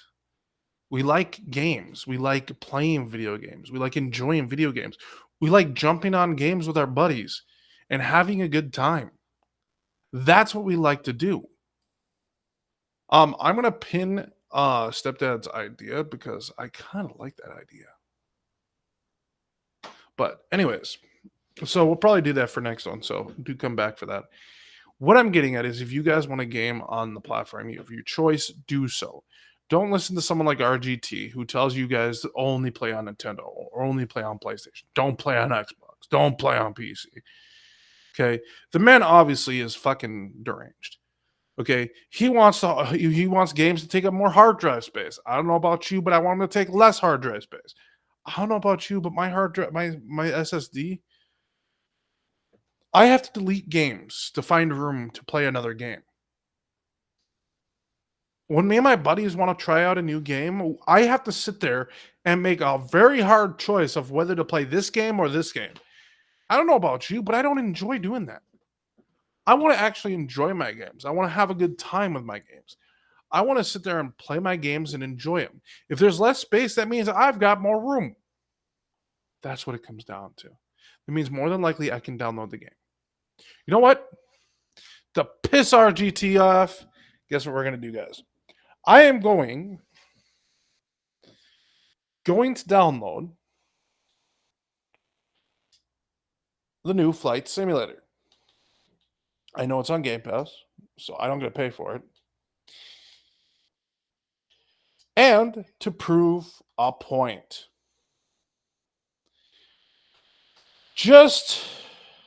Okay, so we do got to free up some space. I got to decide here, guys. Okay.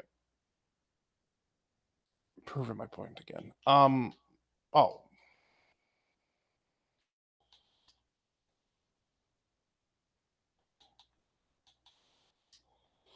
just delete Dark Tide. Okay. 11.92 gigs for Flight Simulator 24. I like seeing that. I don't know about you, but that right there screams to me like a game that can sit on my hard drive, and when I have the time to play it, I can play it. See what I'm getting at? That's what I'm getting. I want games to be smaller, not bigger. If they can find a way to either compress the sizes or make it so we're not putting as much stress on our consoles, the better. Guys, we got to keep in mind that our consoles aren't PCs. They're consoles, which means they're not as strong, they're not as capable as holding that much data. We don't have the random access data to be running all this stuff the way that these idiots think we can. Granted, these are very powerful consoles compared to the old days. But there's that big but.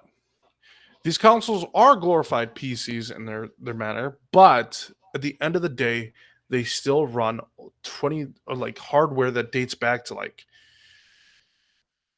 if I remember right, everything in it is like 10 years old.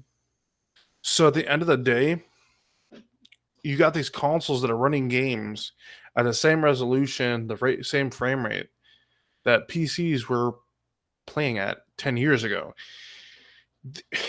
I don't know, guys. Tell me in the comments what you guys think. Tell me what you feel about all this.